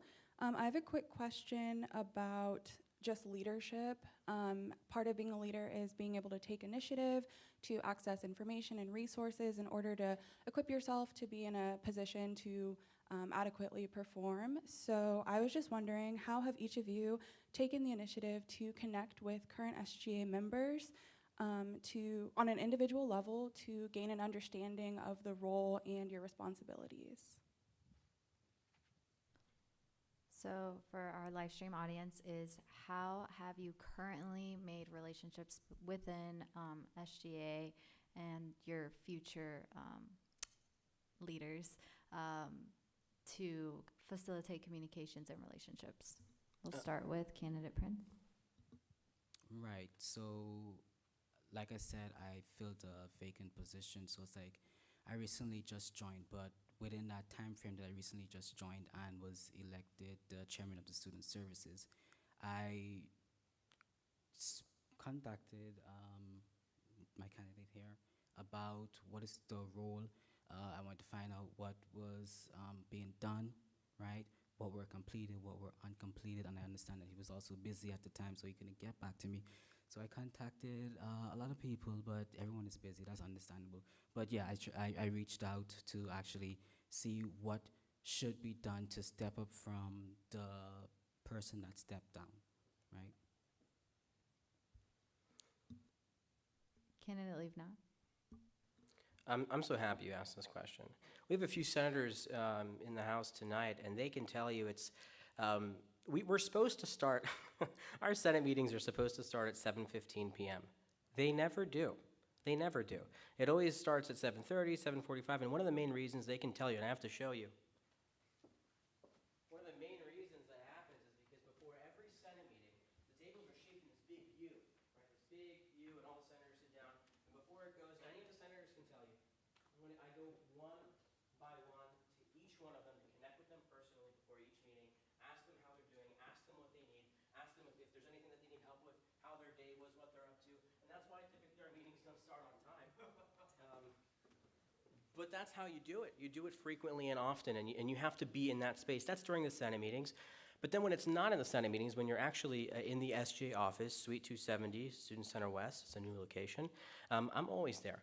And whether I'm having a chat with President Bailey and we're talking about different things, or whether we're all just messing around drawing on the whiteboards, we have a really cool art on the whiteboards right now.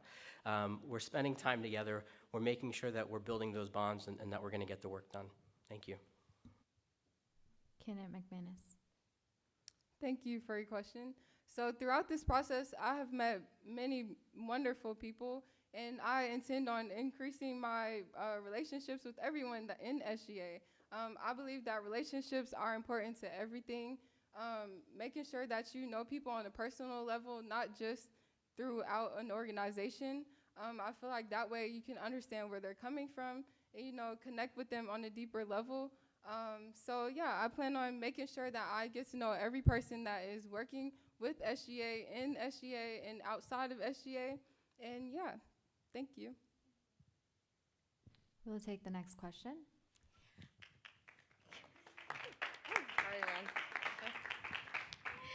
Good evening, everyone. I am Brianna Bailey. I am the current SGA president, and it is honestly a pleasure to be here. I did not get the pleasure of having a debate, so watching you all is amazing. But my question will stem from the perimeter aspect, because I believe that all of the campuses is what's most important about this position in particular. I feel like most of the conversation thus far has been surrounded around Atlanta. All of the things, all of the conversations, all of the responses have been about Atlanta. And I think one of the major problems has been the creation of a division between perimeter and Atlanta, because it does not exist. Currently, the perimeter campuses, in my opinion, have done a lot more than senators in the Atlanta Senate. So my question would be, at the beginning of this administration, it was a struggle with having senators on the perimeter campus, or just representation, period. But once those people got into the office, they did a lot. So how can we, I guess, instill that same kind of drive, that same kind of desire that perimeter campus students possess in Atlanta students, and to, get rid of that divide where Atlanta students don't feel like they should go to the perimeter campuses. I've myself tried many times, been to perimeter campuses, invited Atlanta officials, and no one responded. No one felt the need or urge that they should be there to represent, so I had to do it by myself. So yeah, what would you do differently? So the question for our live stream audience came from our current president, Brianna Bailey. She asked, what would we do differently? What would the candidates do differently to bridge the gap between perimeter and Atlanta to incentivize students to actually show up and engage for events or conversations? We'll start with candidate McManus. Thank you, President Bailey. I would like to say that we should host gatherings. So with both the Atlanta Senate and the Perimeter Senate, so that we can meet and greet with each other. I feel like when you do have that icebreaker moment, it makes things to where it's like you understand that, oh, the person at the Perimeter College is just like me at the Atlanta campus. So having that moment to connect with Perimeter students, I know if it's like an optional thing, most people at Atlanta campuses won't try to come out to Perimeter campuses, but making it to where it's like a mandatory event or somewhere where it's like we have an event on the Perimeter campus and we have an event on the Atlanta campus where both students in both campuses can see each other's campus and see how great they are, see that we all have the same community and that we're all one family. And, you know, to make that known that we are one and that we're not divided, and making sure that these students know that we are on the same page. We're not working against each other. We're not different colleges. We're one college. We're one Georgia State family. And so making sure that we have that moment to connect with them and making it mandatory that we connect with each other is very important. Thank you. Candidate Liebnot. First, I want to say thank you. It's been an honor and a privilege working with you this year. You know, I think this year was a little different for many reasons. Number one, our Senate was mostly comprised of new senators, which is always great, but also many fourth years. A lot of the people running, a lot of people in this room, they're freshmen. They have a lot of time to invest into this organization on the senator's level. And being able to instill that value early on and let them develop those relationships with the senators, I think is going to be incredibly important. As far as what I would do different, I think that it really was an issue of circumstance. The pieces came together, but not at the same time, right? I mean, we had Atlanta Senate going for a few months before I think any single one Perimeter senator was seated. And so everything was sort of stagnated and nothing ever coalesced. We didn't get into our rhythm. That's just how that one went this year. But we're going to make sure over the summer, if there are any vacancies, and we know that there are going to be a few vacancies, we want to get those filled before the school year starts. That's what I'm going to do differently. Candidate Prince? Well said. That's well said. That's what I would say. Okay, thank you. All right, this concludes our presidential debate. We would like to thank everyone for coming out, those on live stream and here in the audience. We would like to congratulate our candidates. And don't forget that voting takes place April 11th through the 14th, I'm sorry. And this concludes our debate for the future 93rd administration. They vote on the PIN network. It'll be available to them. And make sure you do. Thank you so much for being here. Good night.